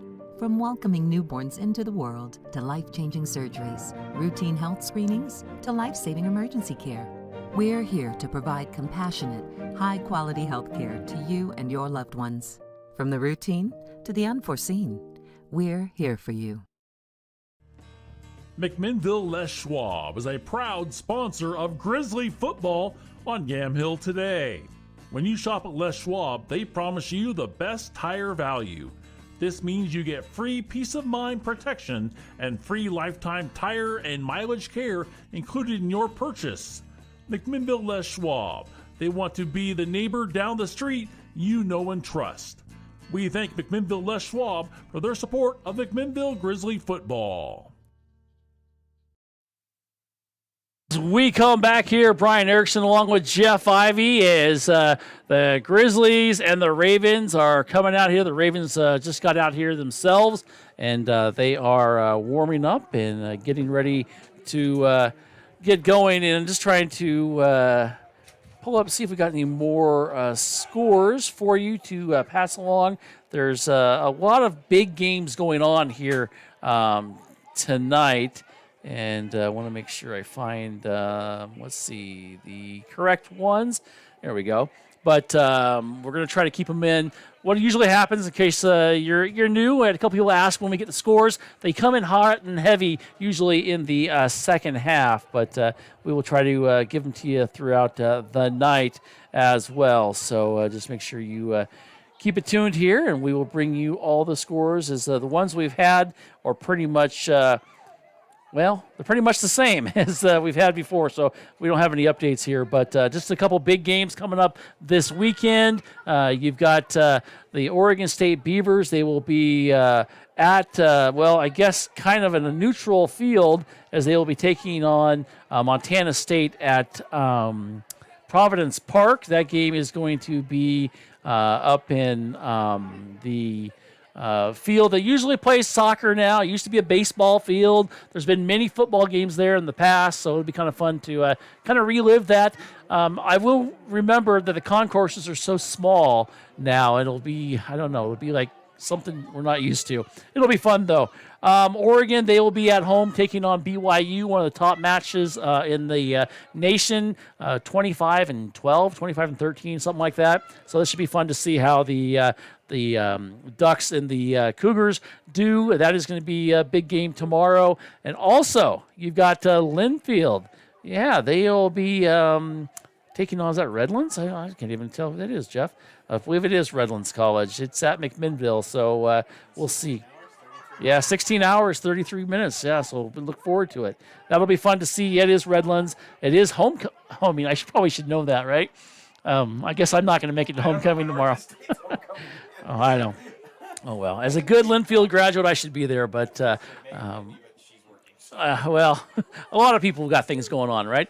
But our score here is 8-7. Grizzlies with the lead on a 2-point conversion. And also want to say that I kind of gave Taru a couple passes where actually he didn't catch those. That was a Blanco that made those. So I still trying to figure that out. My eyesight's getting worse. It is. It's bad. I love these purple uniforms, though, for Ridgeview. So we've talked about that a little bit, too. But so far, the first half, Grizzlies have looked very good defensively. Can they get the offense going a little bit more? And Jeff's stats showed that the offense is going. They're just not getting to the red zone and, well, putting the points on the board. Let's see if that changes in the second half. 8-7 is our score. Don't go away. We'll bring you the second half action after this on YamhillToday.com. This season's broadcast here on Yamhill Today is brought to you by the 200 Club. Thank you to the 200 Club for their support of Grizzly football right here. Andrew Physical Therapy, Orthopedic and Sports Rehab wants to see you make a full and quick recovery so that you can get back into life and the things that you like to do. Their friendly staff will listen and encourage and guide you through each step of the rehabilitation process.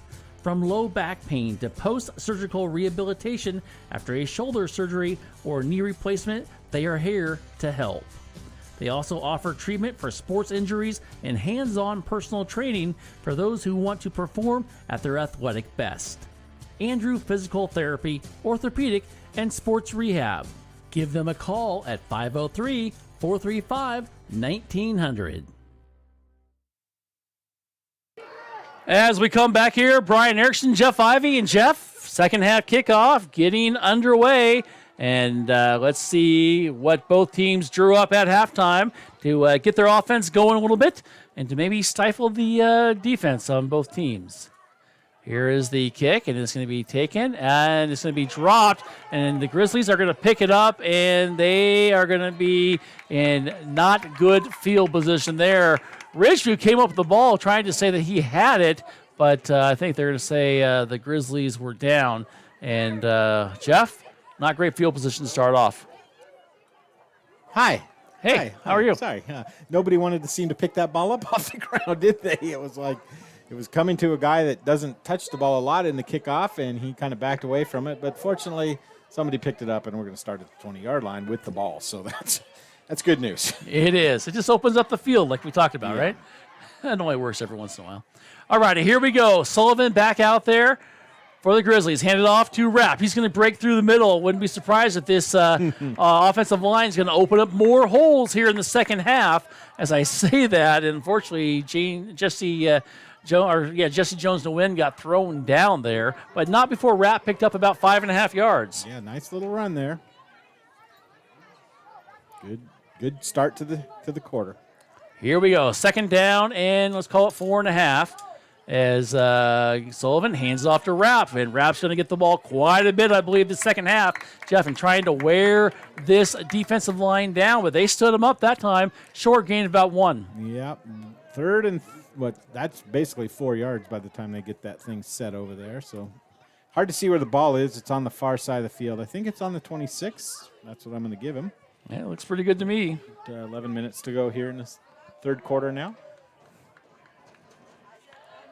Here we go. Third down. Big third down early in this quarter, Jeff. Yeah. For McMinnville. Very big.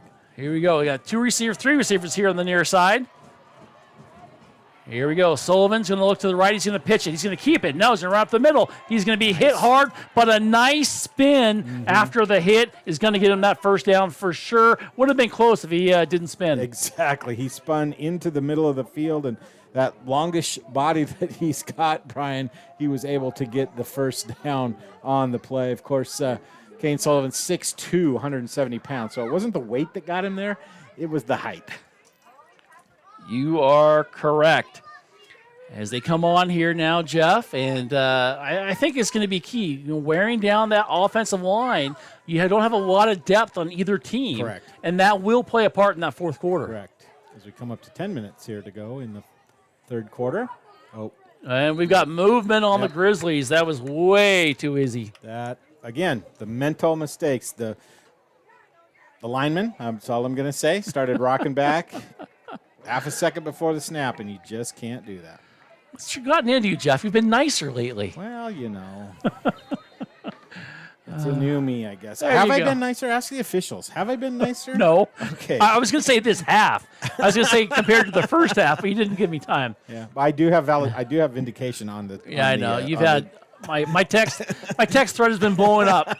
Thanks to your vindication. Yeah. All right, here we go. 1st and 15, though. Sullivan draws back. He's going to throw here to the near side. Has a receiver, and it is going to be close. Does he call it? It is caught. Yeah. And it was interesting that Yoakum tried to come up with it and was right in here, and they both kind of stood there, the defender and Yoakum, like, I think I got it. Yep. And it's going to be a big first down for the Grizzlies. 25 yards on the play to Mason Yoakum, his second reception of the night. Good to see that play. Brian kind of opened things up, and McMinnville's got something cooking right now, but they've had something cooking before. Yes, they do. There's Rapp. He's going to cook his way for almost another first down. A nice big gain, this time of 8+, almost 9 yards, to keep that long gain streak going. Yep.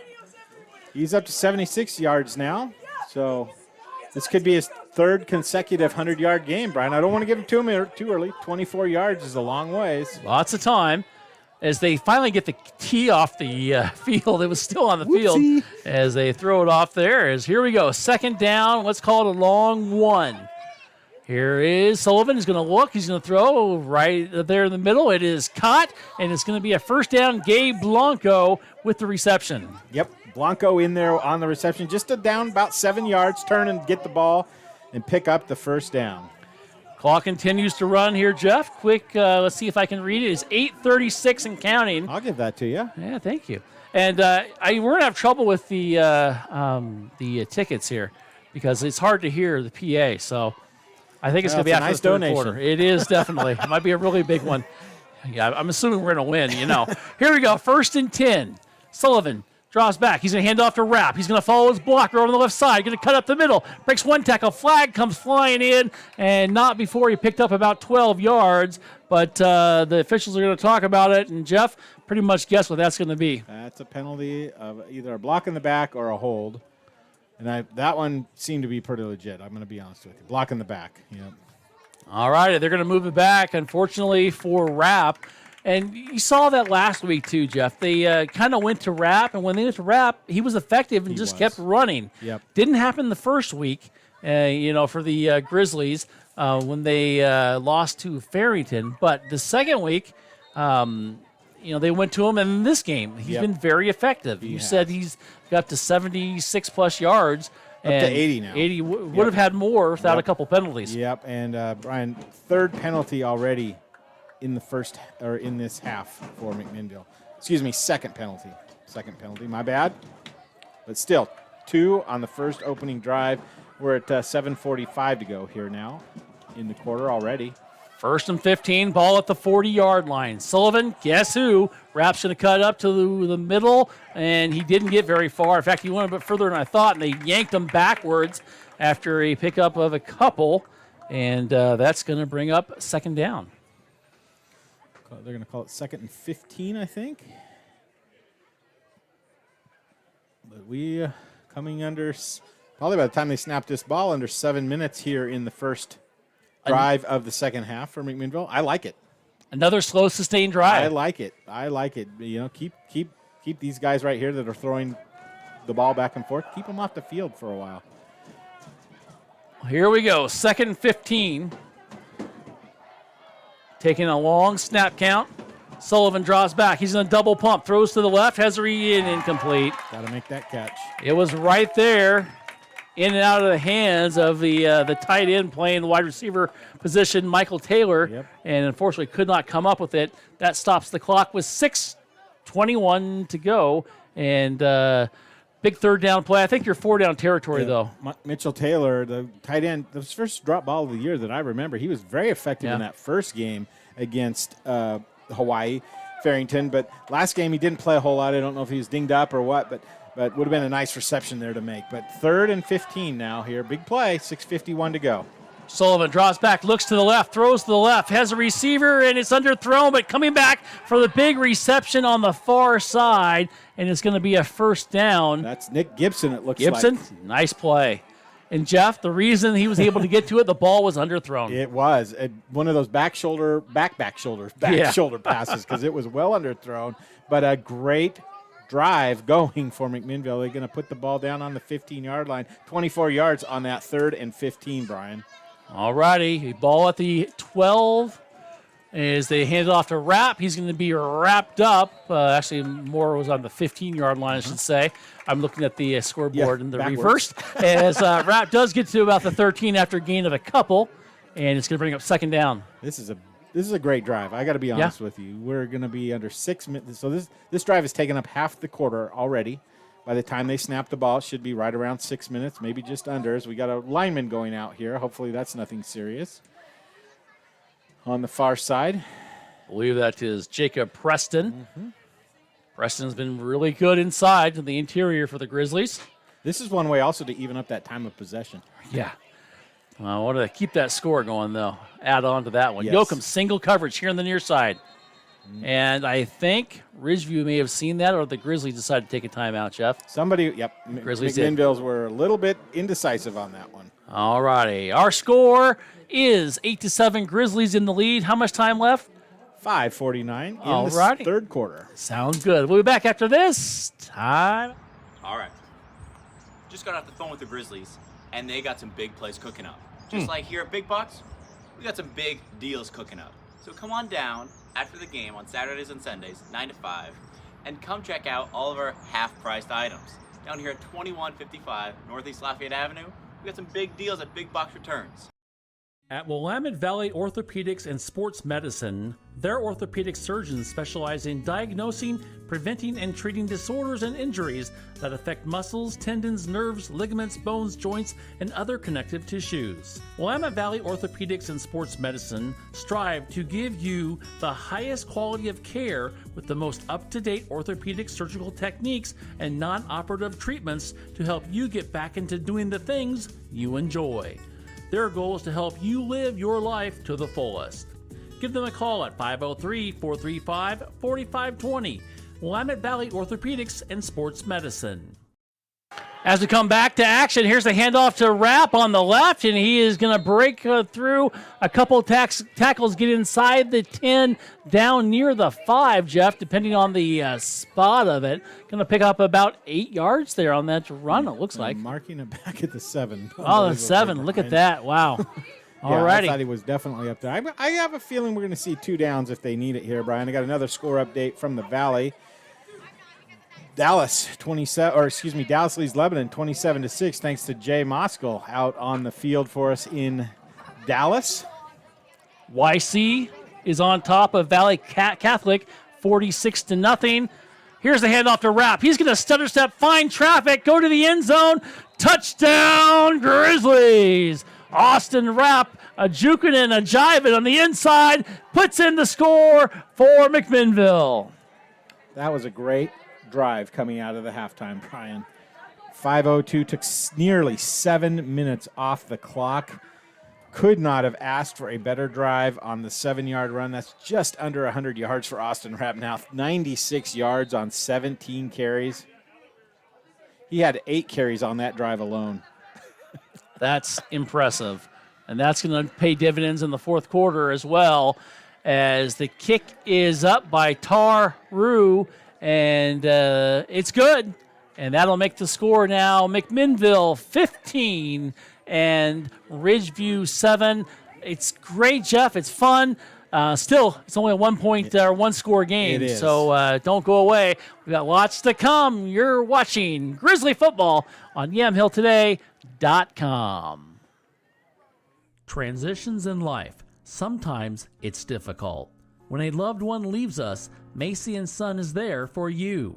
A trusted friend for 5 generations in Yamhill County.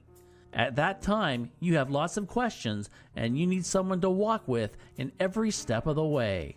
Burial or cremation and a myriad of other options, let Macy & Son walk that journey with you. Macy & Son McMinnville. Give them a call, 503-472-6151.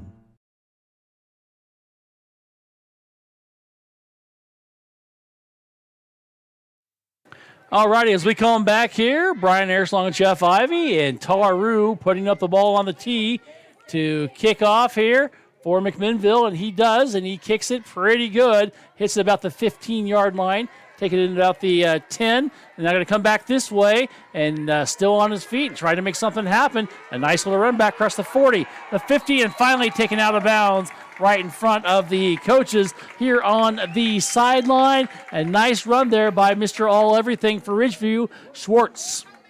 That might have been the old Ravens special. You know what I mean? Yes, yes. I think I've seen that somewhere before. I'm just saying. That's good times. So, that was an excellent run back. Excellent field position to start a drive, and that's not what McMinnville was hoping for. I have a feeling they didn't draw that one up that way, but put the ball down. Finally, where are we going to put it, refs? Let's bring in another 5 balls or 6 balls, or I don't know. What are we doing here? 4:51 to go. Okay, we're going to put it at the 46-yard line. As we finally get it down, and they leave the right side of the field wide open. Nobody there. And the long side of the field, and they're going to go to the short side of the field. Play. As they go, and they do stop the running back. Had him stopped initially, Jeff, and then Isangaya just kept plowing forward and did really 2 yards on brute strength. Yeah, that was a great play by Jesse Jones to win. He was in the backfield right away. It was just kind of a mano type of thing, and just couldn't quite bring him down behind the line of scrimmage, but only giving up 2 yards. That's a great win for McMinnville on that first down play. All righty. 4:20 to go. As they're going to come up, and I think they're not going to be pressured, Jeff. They're going to take their time as well. But they're setting something up on that far side. Yeah, you're right. It's wide open. There is nobody over there, and they're going to look here on the near side. Brenneman throws across the center, and it's incomplete. Good play there, right up the middle, and making the play there was that Kellen Strong who made the hit at the right time. That was an excellent play. He kind of did that tomahawk swat down just as the ball got there, too. And I don't want to say critical play for the defense here, but a big play for the defense here. Yeah, with 3rd and long now. And now they're going to send 2 receivers over on the far side and kind of mix it up. Grizzlies have done a good job playing single coverage. Yep, look for it here on the near side, though, Brian. Yeah, it's Schwartz. And they're going to pitch it. They're going to pitch it to Isangaya. He's going to go through on the left side. He's going to power his way. Going to be short of a first down, but a good pickup there for about 6 there. Oh, make it 7. They're going to keep going forward and forward. give them that yard. And it's going to bring out 4th and about 2, they're ultimately going to say. So if you're Ridgeview, I think you go for it, Jeff, and this deep into Grizzly territory. Yeah, for sure. And they are going to as they come on over, and Brenneman gets the call from coaching staff.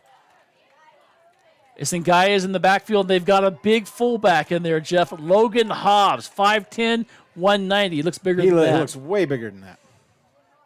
And though that movement and didn't come across. Didn't, so they got lucky. Grizzly defense is that who got lucky, and then we got a flag. I think we got delay of game. Delay of game. You are correct. Ouch. That's a huge one. That's a killer. Yeah, over there on the far side, you can see Gabe Blanco knew it right off the bat. He's clapping his hands because he knew there was delay game, and that inherent sense of timing, just a little bit too long for Brenneman. Now, what do you do if you're Ridgeview? You might have to pull something out of the bag now, Jeff. You might have to run something you They've haven't already run yet. They've already run Raven Special. Yeah, well, how about Ridgeview right? Oh. It's wide How open. about get the ball to Jeremiah Schwartz? Yeah, on where is the he edge. at? Where is How far out to the right is he going to go? I'm not joking. Well, he's going to stay in the look- backfield. well, He's they- coming here to the left. They look confused. Well, they might. Well, we'll see. Maybe a crossing pattern here. A legal one, of course. Yeah. Here we go. And we've got to take that timeout. Coach is saying, Coach, we got to there's talk all about kinds it. of confusion there, wasn't there? There was, and it's a good timeout. One score game, 4th down, and we're in deep in the third quarter, and the Grizzlies do lead by a score of 15-7. Don't go away. We've got more excitement coming up right after this. This season's broadcast here on Yamhill Today is brought to you by the 200 Club. Thank you to the 200 Club for their support of Grizzly football right here. If you're looking for a financial advisor located here in McMinnville, Bethany A. Blinn has you covered. She has a holistic approach and understands what is most important to you, using an established process to build personalized strategies and partnering with you throughout your life to help keep you on track. Her investment philosophy is a long-term approach with an emphasis on quality, durability, historical context, and common sense. Give Bethany at Edward Jones a call at 503-472-0555. And go Grizzlies! All right, as we come back to action, they go for it, and it's incomplete and batted down immediately. Jeff, big play there by Mr. Martino on 4th down. Huge. And, well, there we go. And the Grizzlies will take over on downs. 3:10 to go here in the third quarter, Brian. That was a momentum play. They're going to have great field position at the 42, and they kept the time of possession to under 2 minutes for that drive. If you're McMinnville, Jeff, do you want to just take more time off and just make this a very, very deliberate offense against this Ridgeview team? Yeah, I'd like to see another 13-play drive like they had last time, Brian. All righty. As we get ready here,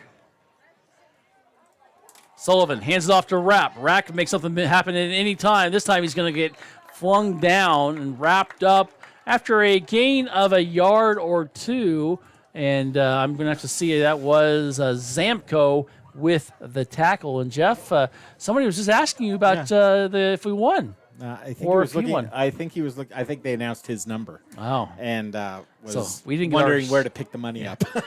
I His wonder. half. I don't have it, sir. Yeah, I'm like, I don't know. We got a score. North Salem 26, Roseburg nothing. Madras 7, Caldera 6. First points in Caldera varsity football history tonight. There we go. Thank They you, still Dan Russell. They have a chance to win.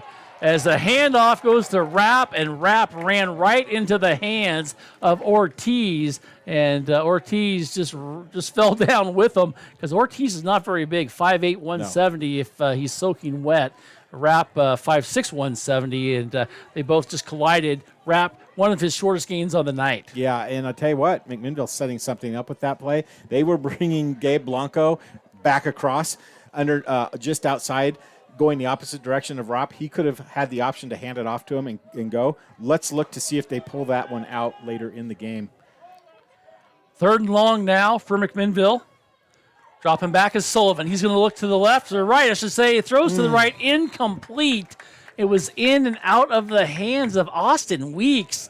And really, Weeks was there. Blanco was there actually, too, on the ball after going through his hands. Yep. It just, unfortunately, could not come up with the reception, and that's going to bring a 4th down for the Grizzlies. Well, I think we see Austin hasn't played a lot this year as a wide receiver, and I think you see that kind of show up there. He's maybe a little bit nervous about coming in, making a big play. Would have been a huge first down. Ball was on target. You mentioned it went through his hands, and Blanco actually might have had a chance to catch it too. Nick Gibson on to kick, I believe, or maybe this is Thomas, I should say. Thomas kicks it, and he kicks it pretty good, and it's going to bounce at the 15 and then go out of bounds. It actually was a pretty good punt to not allow a return. They're going to mark it at the 22-yard line and kept it away from Schwartz as well, Jeff. Yep. He was back there, and so smart play by the Grizzlies, and that was Carson Thomas with the punt for McMinnville. And now the Grizzlies defense, they've got some work to do, but Great defensive field position, you should say, for McMinnville, and now they can add a little bit of pressure. Exactly. And starting field position has been kind of an issue for Ridgeview tonight, starting at their own, averaging about their 21-yard line. So they're right about their average where they've started drives from tonight. 1:38 to go in the third quarter. Here they go. Hand it off. And it's going to go around the right side. Isangaya is going to go forward. tough And runner. yes, he is. He keep plowing through. This time goes across the 25, inside the 26. Pick off about 4 yards, maybe 3.5. Yep, But nice job. Right at his average, 38 yards on 12 carries, about 3.3 yards per carry. So he's not flashy. His longest run has been 9 yards. But So- he's getting it done. 3.3, Jeff, will get it done, except he brings up a fourth down almost Every time. I guess it'd be every Well, other as a time te- if you go 4 yards. As a team, they're averaging 3.4 yards, so that would Oh, get there you go. That would get you the first. Oh, yes. Statistics. This guy gets it again. He goes forward, and he's probably get the same amount, maybe a little bit more He got that about time. 5 that time. Yeah. So let's see what that does to his average. Oh, nope, still 3.3. Not enough to change it. Well, they marked it back at the 30, too. 30 also, I should say. It's second down, or excuse me, is it third down? Second down? Third down and Should 2. be third down, okay. Should be third down, and about 30 seconds to go here in the quarter. I don't know why it says second down. It's third down. All right, it is third now. There we go. They got it fixed on the. They got those electronic ones over there too. It's nice. The down markers. It's really nice, easy to read. Nice. Get him in the backfield. There. And they do. Yeah. They get him. They stopped him. They slowed him down, and then a whole host of Grizzlies come back and get him. And then, Jeff's is a injured Grizzly who came up not happy. Jesse Jones to win. He is not happy, and he's going to come off the field now. So he's holding his arm a little bit. He's up and running off though. That's good. Yes, Under his he own is. power. That's always good. You know what? I play safety here. We're probably gonna not have this punt before the end of the quarter. We're at 10 seconds. I think you're right. We're down to 5 now. They are standing back there. Maybe. They might. They did. Well, there we go. A little surprising. And the clock, the bell starts sounding. The punt hits inside the 40 and goes down near the 36-yard line, and that's where they will down it. And the Grizzlies will have it at the 36-yard line to start the fourth quarter of play. But the Grizzlies, they have the lead still. They extended it in the third, 15-7. McMinnville on top of Ridgeview. Don't go away. You're listening and watching YamHillToday.com. All right.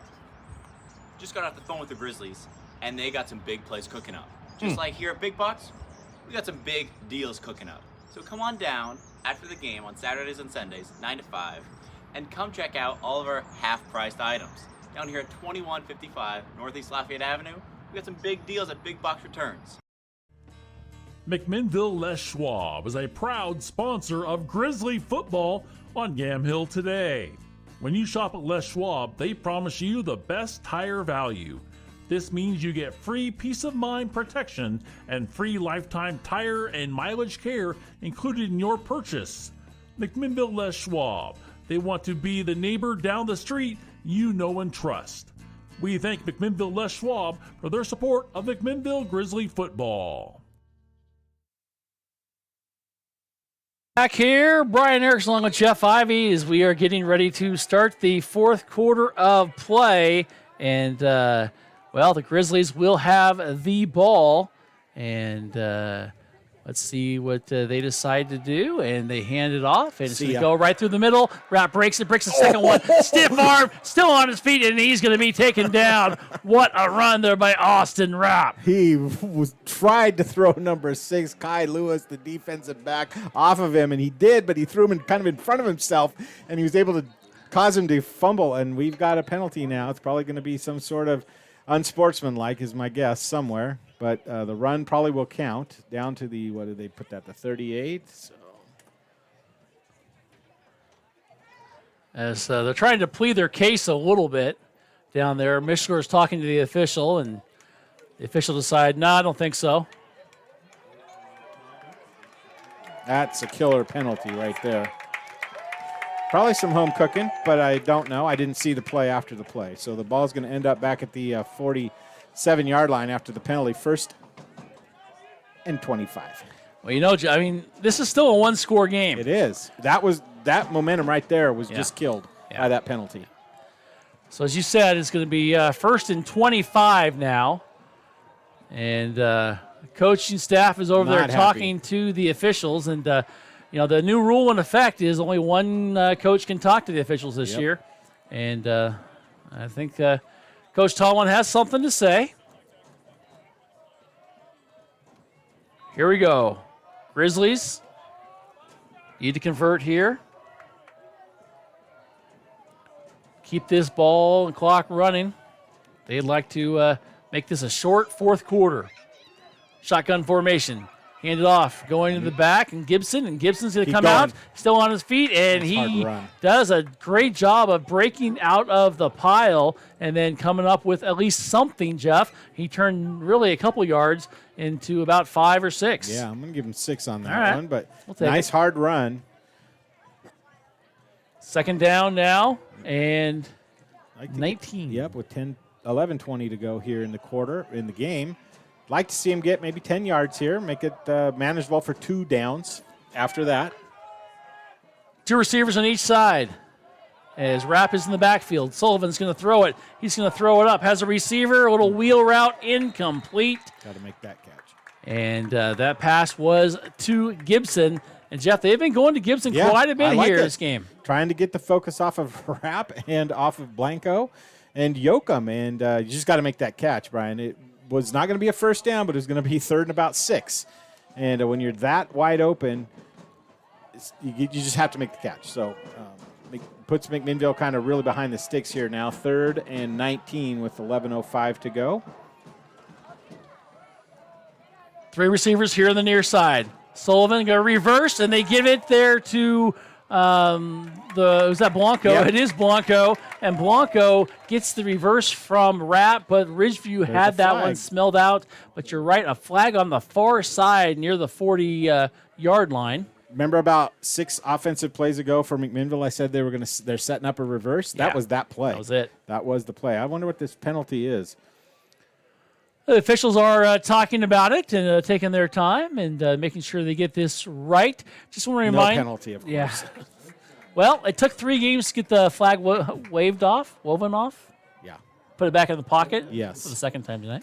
And so first time, though, officially. Yep. So McMinnville, I like this call. Going to punt it. 10-50. Allegedly. It's a new punter back there, though. 10:50 to go. Yep. Michael Taylor back there to punt. I think it's Mitchell. I can't read that writing. I'll go Mitchell. All right. Sounds good. Ball. Well, they're not going to fake anything here, Jeff, as they do get it, and it's going to be a wobbly punt. And it's going to be taking the ball's on the ground. Does Ridgeview come up with it? They do. They do. It's going to be in the pile there. And that was a tough one. They're going to say it is Ridgeview ball, and just some I should say some errors there. Yep. Schwartz took his eye off the ball. Not the first time he's done that tonight. No. Did that on a pass and then did that on the punt now. Little nonchalant there on the play, actually, as they're putting the ball right down at the 19. So a 24-yard punt, but that's all McMinnville wanted really was just a pooch punt there. 10:54 to go in the ball game. It is 15-7. 24. Okay, it's backwards. I can't tell. I am looking off a mirror, folks. Here we go. Brenneman, he's trying to get his receiver to go downfield, and he just throws it away. He threw it to his receiver. I guess he did catch it. Yeah. But loss of one. Schwartz, he just kept coming towards him, and Brenneman's just like saying, go back, and he didn't go. Loss of 1 on the play, actually, on the pass to Schwartz. So we're at 10:18 to know. I can read 10:18 pretty easily. Because he stepped out of bounds. Yeah. It's not moving. Yep. Exactly. I like that. So we come here. Grizzlies just need to get a stop here, Jeff. They have a 1-possession lead, 15-7. What a great game we have here. It's a fun game. Yes, it is. From Ridgeview High School. Here we go. Dropping back. They're going to pitch it. Isingaya is going to try to go, and he's on the short side of the field, and the Grizzlies are going to gang up on him, and a couple of the Grizzlies are saying they have the ball, but Isingaya still has it in his hands, and there really is nothing there. They like the short side of the field, Jeff. They do. Every time.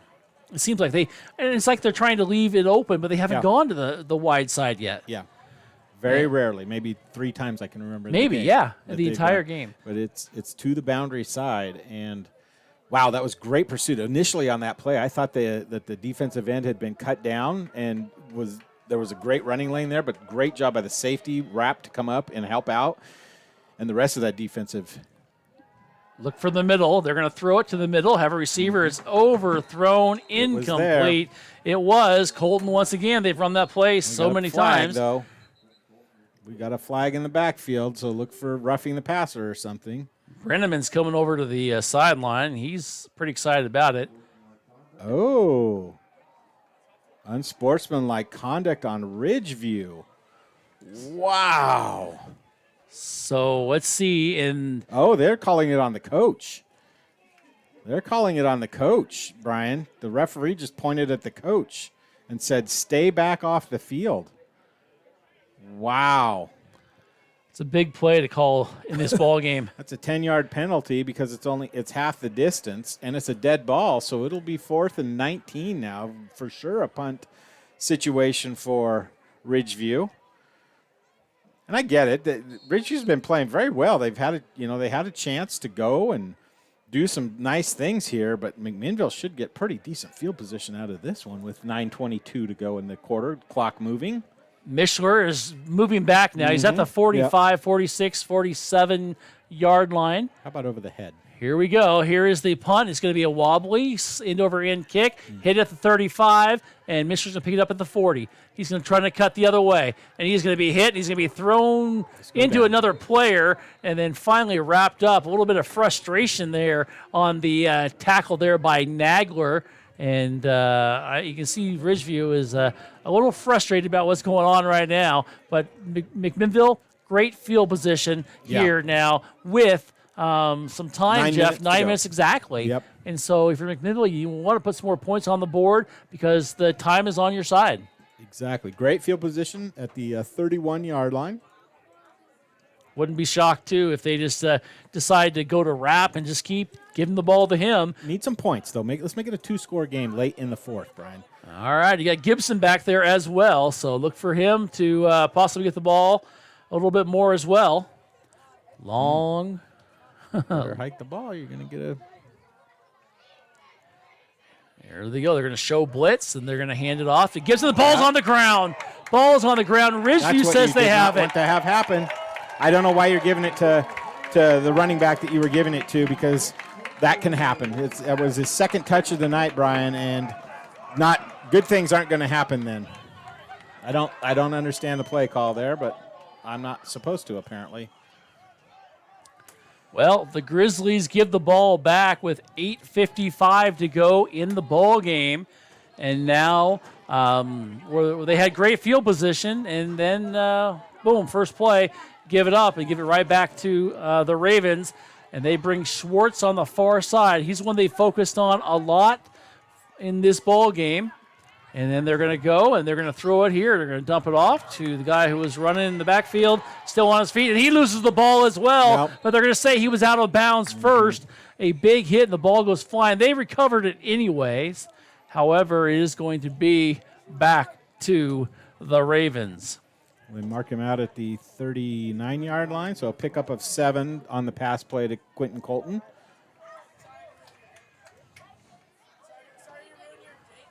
Interesting, interesting how this is all developed. Yes, it's taken an odd turn here in the last couple of minutes. You never know. That's the beauty of high school football, folks. Glad to have you here at YamhillToday.com. Want to thank all our sponsors, and you can thank them when you patronize them. We would definitely appreciate that. Here we go. Brenneman's going to go to the far side and the wrong side. He's going to throw it across his body, and it's incomplete. You're right, Jeff. Nagler almost got that one, but it's a weird play because it's just kind of zipped on the opposite side, and unfortunately could not come up with it. Going to bring up 3rd down now for the Ravens. Remember, Mishler was almost at 70% passing in the first half. Well, he's dropped down now to 55% passing. For the game, 15 of 27 for 164 yards. So he has been held in check here in the second half. He's only 2 of 9 so far in the second half. And Big yet, play here. And yet, it's a one-score game It's a still. one-score game. Just a reminder, after the game, we'll bring you some more scores from around the state and keep you updated as they throw immediately. It's intercepted on the far side, and going, and one guy to beat into the end zone, but taken down. But a great interception there we got a flag by Landon Fay, and then flags come flying in. One back at the 39. Oh, there's another one. And another one got thrown There's in. going to be all kinds of penalties. I think all of them against McMinnville. Well, maybe the first one against Ridgeview, but the last 2, I think, against McMinnville. That was a great interception by Fay. Fay has done it all this season defensively, and, let's see what happens here as the officials are going to talk about it. As we have 8:33 left to go in the ball game, 15-7 is our score. McMinnville on top. On top of Ridgeview. Big play call. So that first flag, Jeff, back at the 38, happened well after the interception. I think it was so. I think it was 2 guys going at each other, kind of a McMinnville player and a Ridgeview player kind of going at each other. The first flag on the far side, I think, might be a face mask. That happened on the tackle. Yes, I think it might be a face I mask. agree. But then another one came after the play that. was done. So we might have. You know It's what? nice to see for some funny reason, I think Ridgeville's they're going to offset, Ridgeview? and Ridgeview's going to have the ball. And it's funny to see your brain work, Jeff. It's You crazy. can hear it. It's great on the crazy. mic.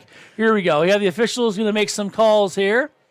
And let's see how many they wave off. Here's a hat picked up by one of the officials. There could be a lot more. Okay. Personal foul, face mask. Ridgeview. Unsportsmanlike, okay. After the play. Unsportsmanlike on McMinnville. After the play, unsportsmanlike on Ridgeview. No, Oh. on White.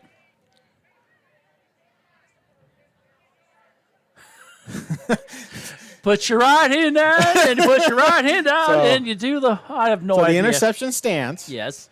And then after the 30 yards in penalties, the ball would have been at the 5-yard line had McMinnville kept their cool. Let's just keep it that. And now they're at the 30-yard line. They would have been in scoring position, but 2 big 15-yard penalties move them back to kind of where they had the ball on the fumble. Yeah, exactly. With 8:33 to go. So it's been a wild minute, less than a minute to go here. They're at the 35-yard line, it looks like. It was such a. Now the coach is coming out here asking a question. Wants to make sure it's in the right spot. Yeah. He wants some clarification. 2 15-yarders against McMinnville makes sense that it would be at the 35. And really, for Ridgeview, he's where he wants to be. He's not going to get any better, I don't think. I don't think so. Is he asking if that was after or when the penalties happened? But it was well after the interception. And that may have been when the flag came out, Yes. but did he see it before is the question. I think it's what he's trying to do.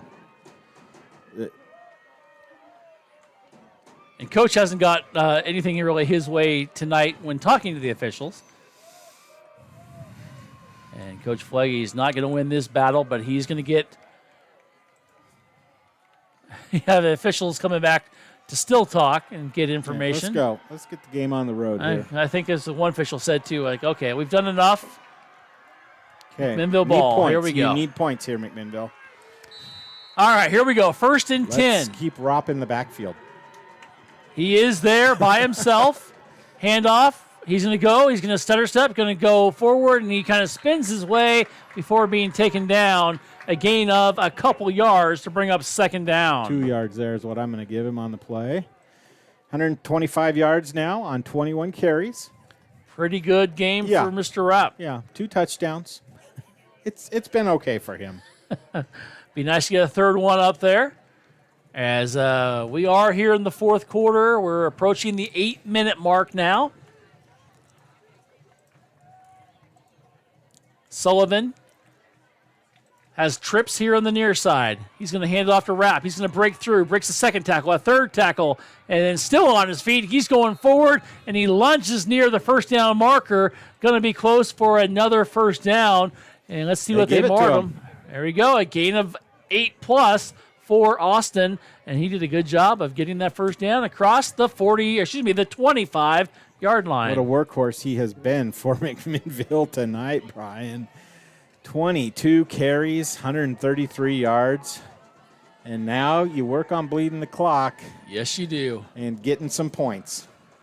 7-16 to go in the game. Hindsight, that 30 yards of penalties, maybe it's going to help you eat up some more time. That is true, actually. You got to score, though. Here we go. Hand off to Rapp. He's going to go to the right side. Nice. And he's going to have some linemen jump on him, but he does have a nice surge there by the offensive line. Picks up 5 yards for the Grizzlies. That's exactly what you want, Jeff. Just keep moving forward. Keep that clock going. We're at 6:48 now. 15-7 is our score. Grizzlies with the lead. This is a good crowd here tonight on this Ridgeview side. And you got some fans that traveled over the mountain from McMinnville, too. Yeah, it's good to see. It really is. Maybe make it a long weekend. Why not? Get ready for a couple big games in the Valley tomorrow. Here we go. 2 receivers here on the near side. Got to get this play off the... You've got to hurry. They do. Rapp gets it, and he's going to be spun around. He's going to go on the right side now after the spin, and he's going to pick up a first down and more. Jeff, when he should have had none, he got 10. He should have had like loss of 2. Yeah. And that is a critical first down now. You're going to be able to take some more time off. More importantly, I think it really establishes that they're putting the first down marker right at the 10-yard line. So that was a 10-yard run by Rapp, and so you got 4 downs to punch it in. Do you kick a field goal? Do you try a field goal if you're, 3rd or 4th and 2? Do you try a field goal and make it a 2-score game, or do you run it? I think it's 4-down territory right here. Hopefully we don't have to worry about exactly. that. That's what I'm hoping. Let's score on 2nd down. There you go. Rapp going to get the ball, would be my guess, and he does, and he barely got it. Bad high snap. Tried to pull it down and give it to Austin Rapp, and he's going to take the brunt of it and go back a few yards. And nothing you can do about that. Nope. Loss of, where did they put the ball? At the 14. Loss of 4 on the play. We have a funky angle here with the ball on the far side of the field. Under 6 minutes now to go. 5:53 and counting. Is it 5? Is it 20? It's okay. It's okay. I like to be able to say it's actually 30 seconds less. There you go. So what are we at, Jeff? We're 5:10? at 5:10. All right, thank you. I got the reversed mirror that I'm looking 5 through. o'clock somewhere, right? I'm just glad. Exactly. I wish. Here we go. Handoff. No, it's going to be a keeper. Sullivan. He's going to run up the middle, and he is going to get to the 10-yard line. And, Jeff, nice design run. Just kind of take some time off there. And now it's 3rd and goal. And so they gave him to the 9, actually. Do so give 5 him yards there. So what do we got here? I don't think you're going to pass it. No, I don't think so, too. I think you're going to keep it in the hands of Sullivan and Rapp. And just keep it in there, sure-handed guys, and just kind of go forward. And you're not going to throw the ball up, but you have a new running back there also with Rapp. Excuse me, no, that is Rapp. And Sullivan back there. They're going to take as much time as they can. They're going to get that 5 seconds from the official. And it is. And I was going to say, I think Tomlin was just working the clock down to call a timeout here. All righty, Jeff, with 4:19 left to go in the ball game. Yes. There we go. Our score is 15-7. Grizzlies have the ball, but a big 3rd down coming up. Don't go away here on YamhillToday.com. Caring creates healthier lives and healthier communities. And when you need health care, we're here for you, providing medical expertise with a human touch, right here at home, whenever you may need us. From welcoming newborns into the world to life-changing surgeries, routine health screenings to life-saving emergency care, we're here to provide compassionate, high-quality health care to you and your loved ones. From the routine to the unforeseen, we're here for you. Transitions in life. Sometimes it's difficult. When a loved one leaves us, Macy & Son is there for you, a trusted friend for 5 generations in Yamhill County.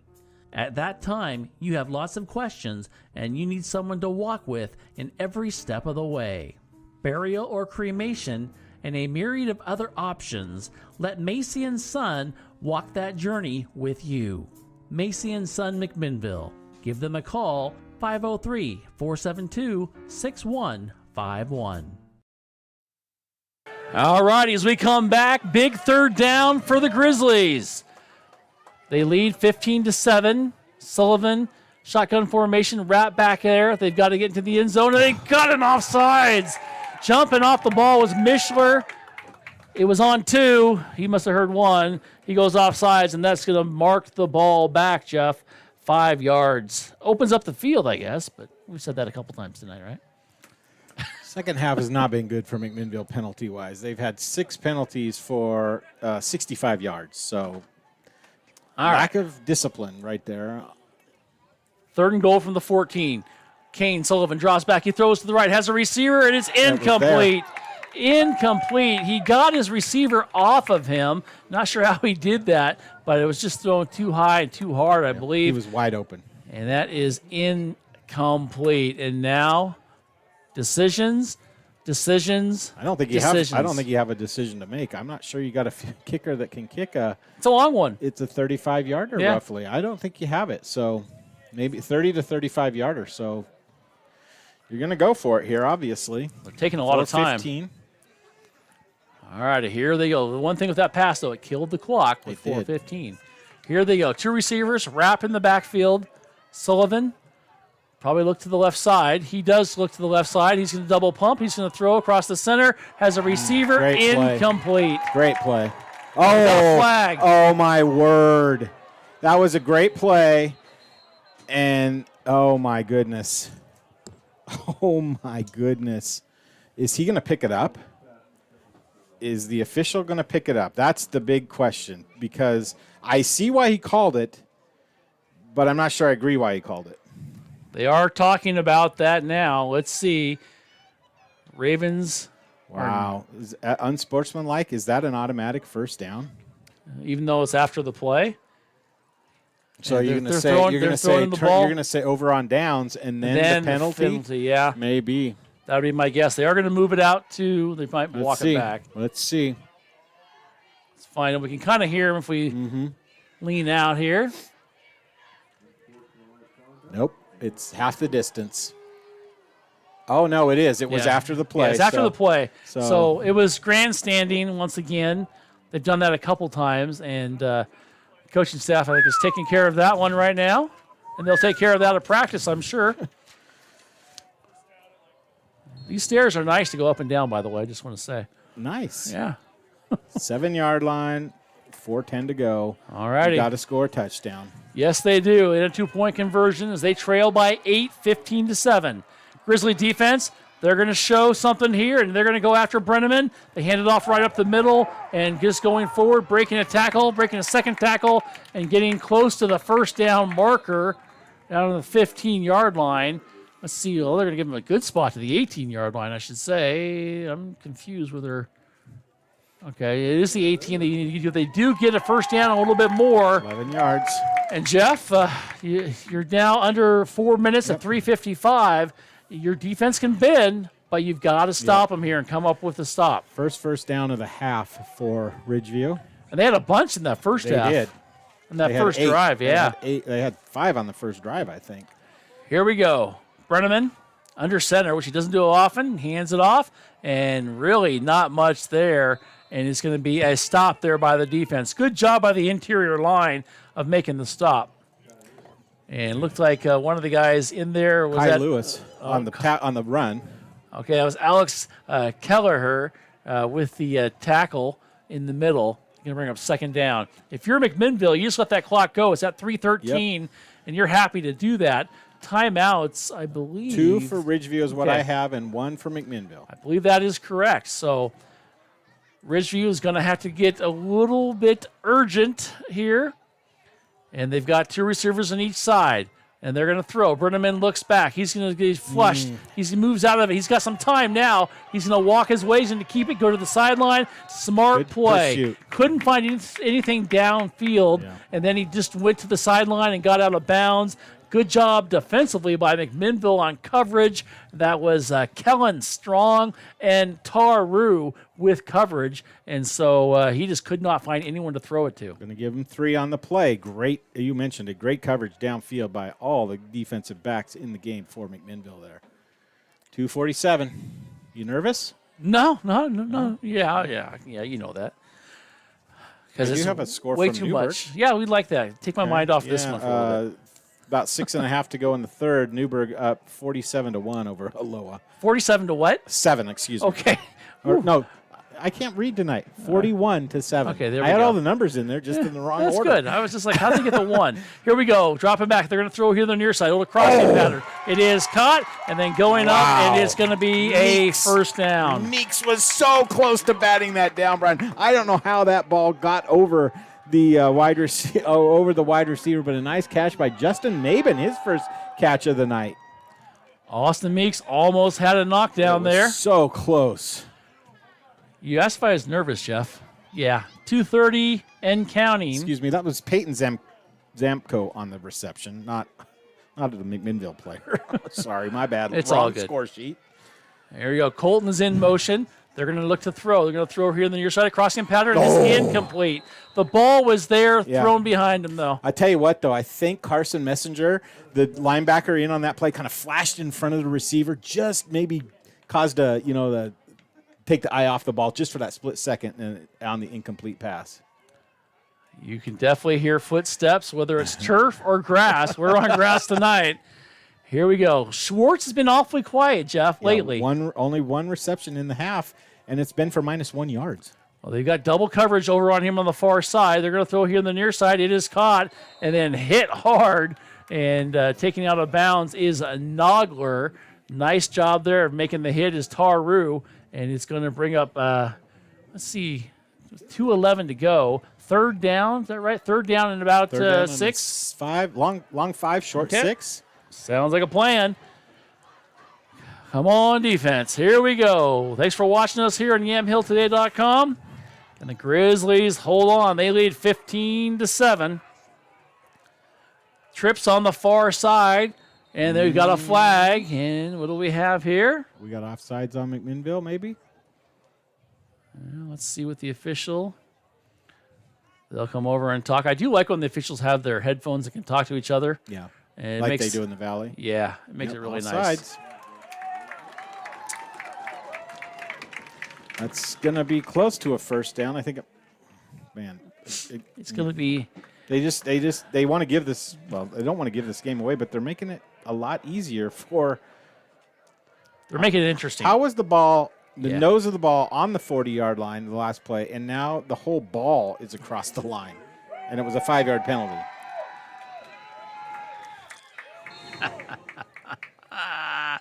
All righty. Was that 2:10 to go, Jeff?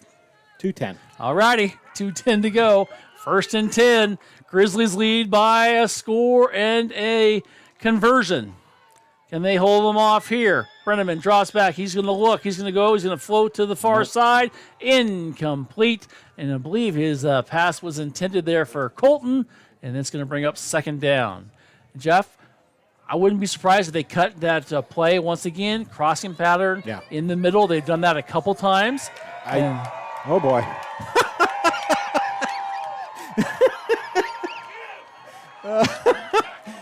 Okay.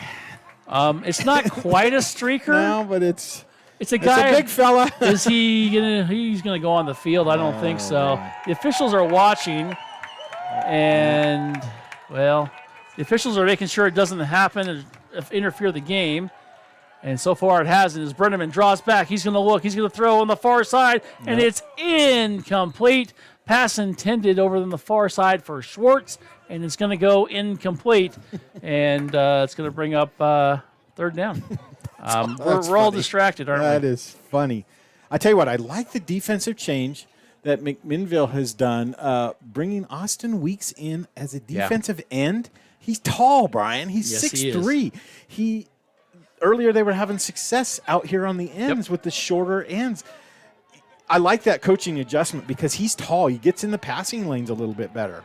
You can't teach height, and Austin's doing a pretty good job. Here we go. Brenneman, he's going to throw it on the far side to Schwartz, and he kind of almost dropped it, but he holds on to it. Good tackle. And it is a good tackle in the open field. Going to bring up fourth down now, and it's fourth and about 7. and Ridgeview needs to call a timeout and talk about it with 1:45 to go. Yes, in the ball game.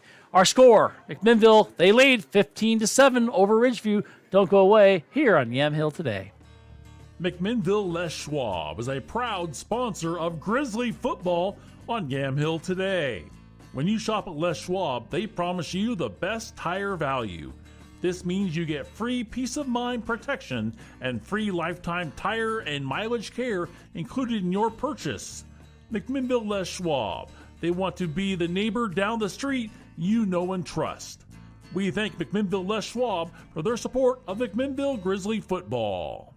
Andrew Physical Therapy, Orthopedic and Sports Rehab wants to see you make a full and quick recovery so that you can get back into life and the things that you like to do.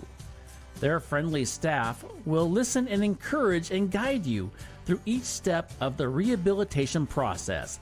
From low back pain to post-surgical rehabilitation after a shoulder surgery or knee replacement, they are here to help. They also offer treatment for sports injuries and hands-on personal training for those who want to perform at their athletic best. Andrew Physical Therapy, Orthopedic, and Sports Rehab. Give them a call at 503-435-1900. All right, as we come back here, big play here, 1:30 to go. And they're going to look to the sideline. They've been using the sideline all night long, and they have a reception there, and that is Nagler, and he is going to take it into the 30-yard line, Jeff. And we're at 2nd and 5.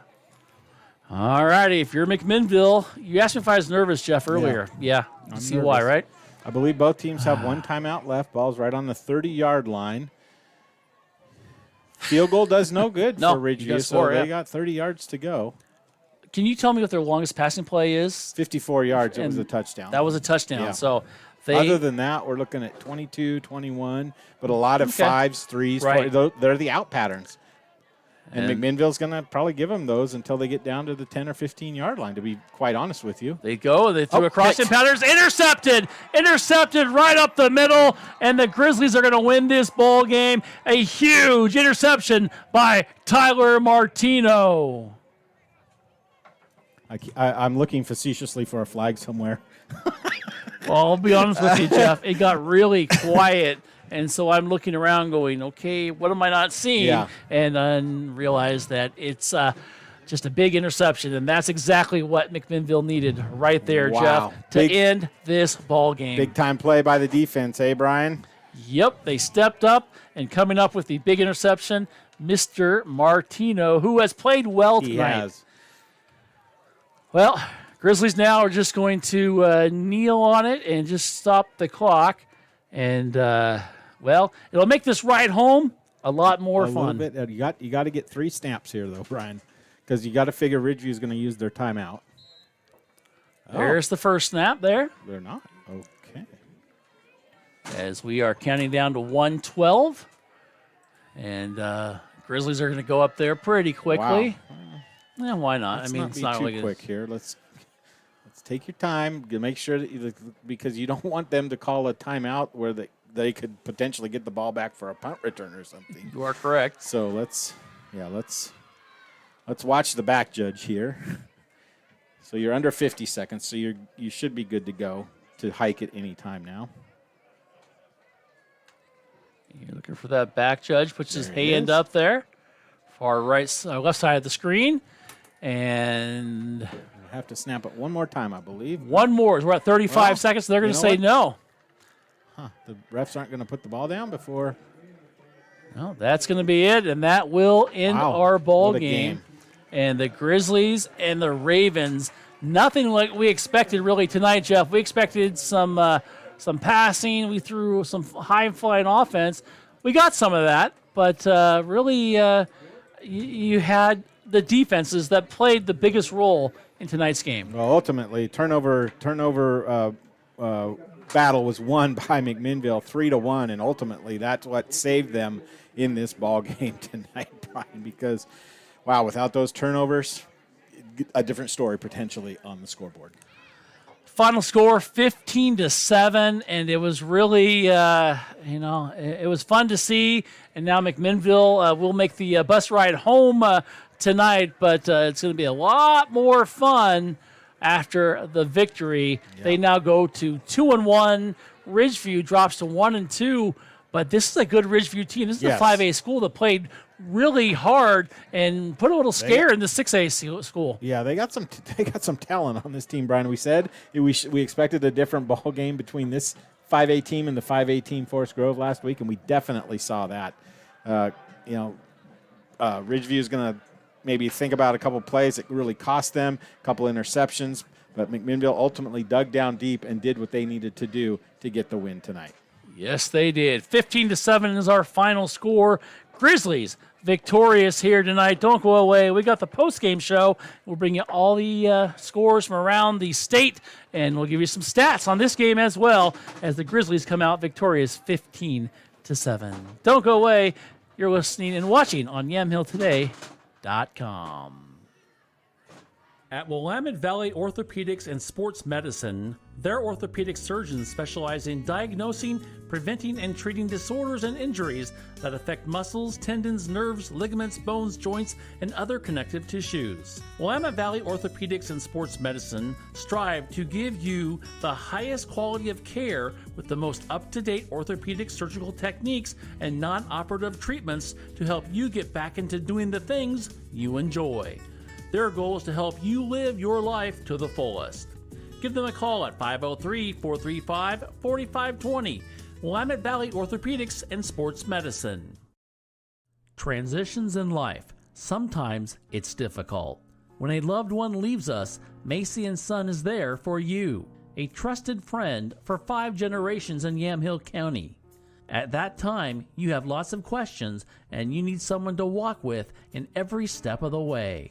Burial or cremation, and a myriad of other options, let Macy & Son walk that journey with you. Macy & Son McMinnville. Give them a call, 503-472-6151. If you're looking for a financial advisor located here in McMinnville, Bethany A. Blinn has you covered. She has a holistic approach and understands what is most important to you, using an established process to build personalized strategies and partnering with you throughout your life to help keep you on track. Her investment philosophy is a long-term approach with an emphasis on quality, durability, historical context, and common sense. Give Bethany at Edward Jones a call at 503-472-0555. And go Grizzlies! As we come back here, Brian Erickson along with Jeff Ivey. And Jeff, final score, Grizzlies win 15-7. And interesting stats when you literally look at it. Yeah, well, McMinnville, they did just enough to win, Brian. They had 12 first downs, Ridgeview with 11. 345 total yards, 291 for Ridgeview. So really close. You can see that both teams were equally matched. Passing 136 for McMinnville on 8 of 18. 208 on 20 of 37, but 3 big interceptions for Ridgeview tonight. Rushing yards, 209. You love to see that for McMinnville. When you're up over 200, you're almost always going to get a win.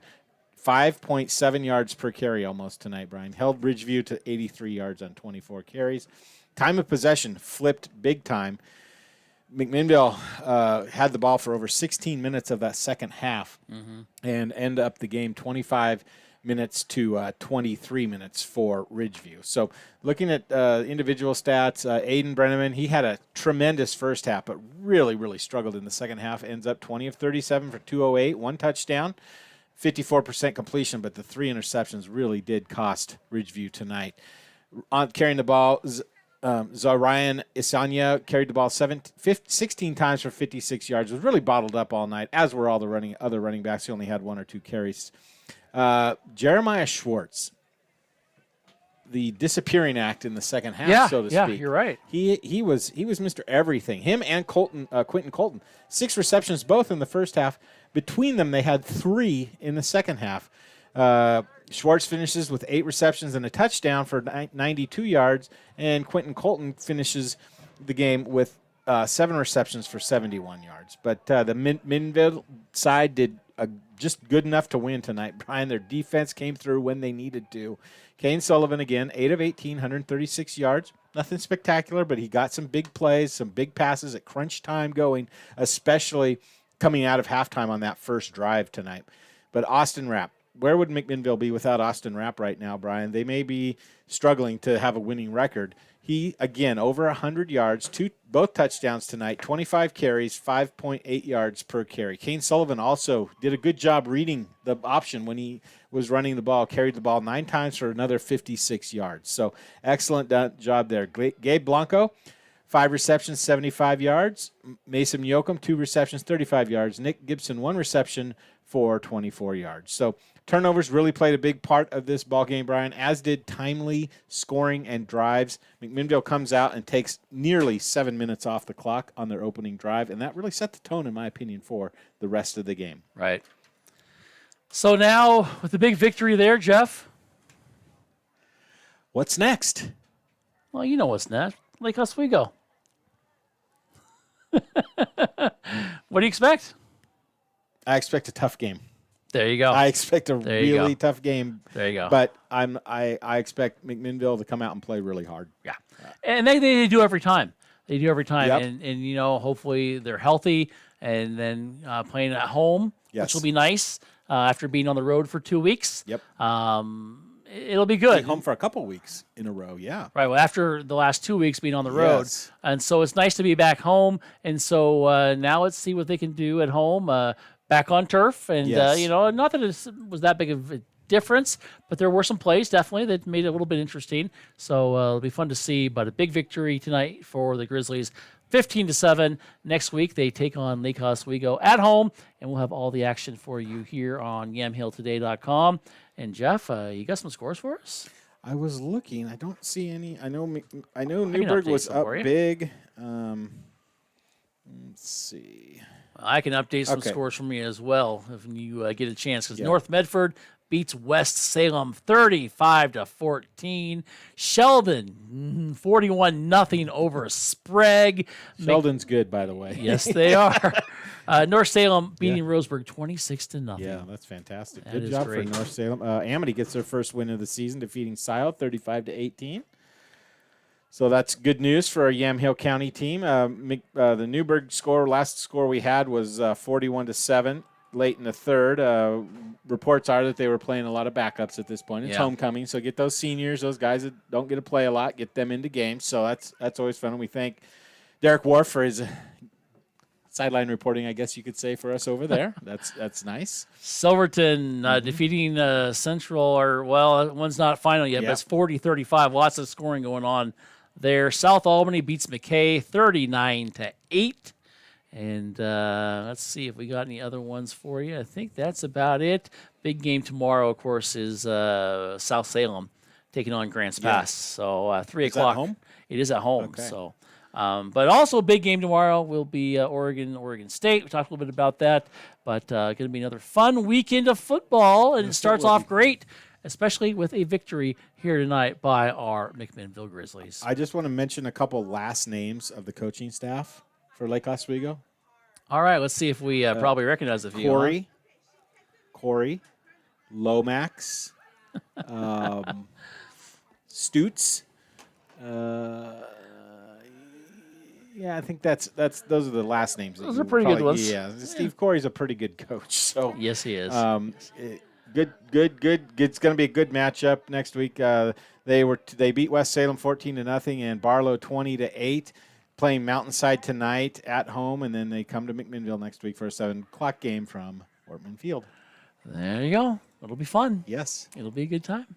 It will be. All right. Well, we're going to go meet up with Mr. Dan Russell now. Hopefully somewhere. Well, apparently not, but he might be bringing it back to the room, but oh well. Hey, thank you so much for joining us here tonight on YamhillToday.com, whether it's on YouTube or Facebook or wherever you get it. And if you could do us a favor and just pass along the information, let your friends know, that's always a good thing. And we do appreciate that when you do that. And we will be back with you next week here, and it'll be McMinnville taking on Lake Oswego, and it'll be...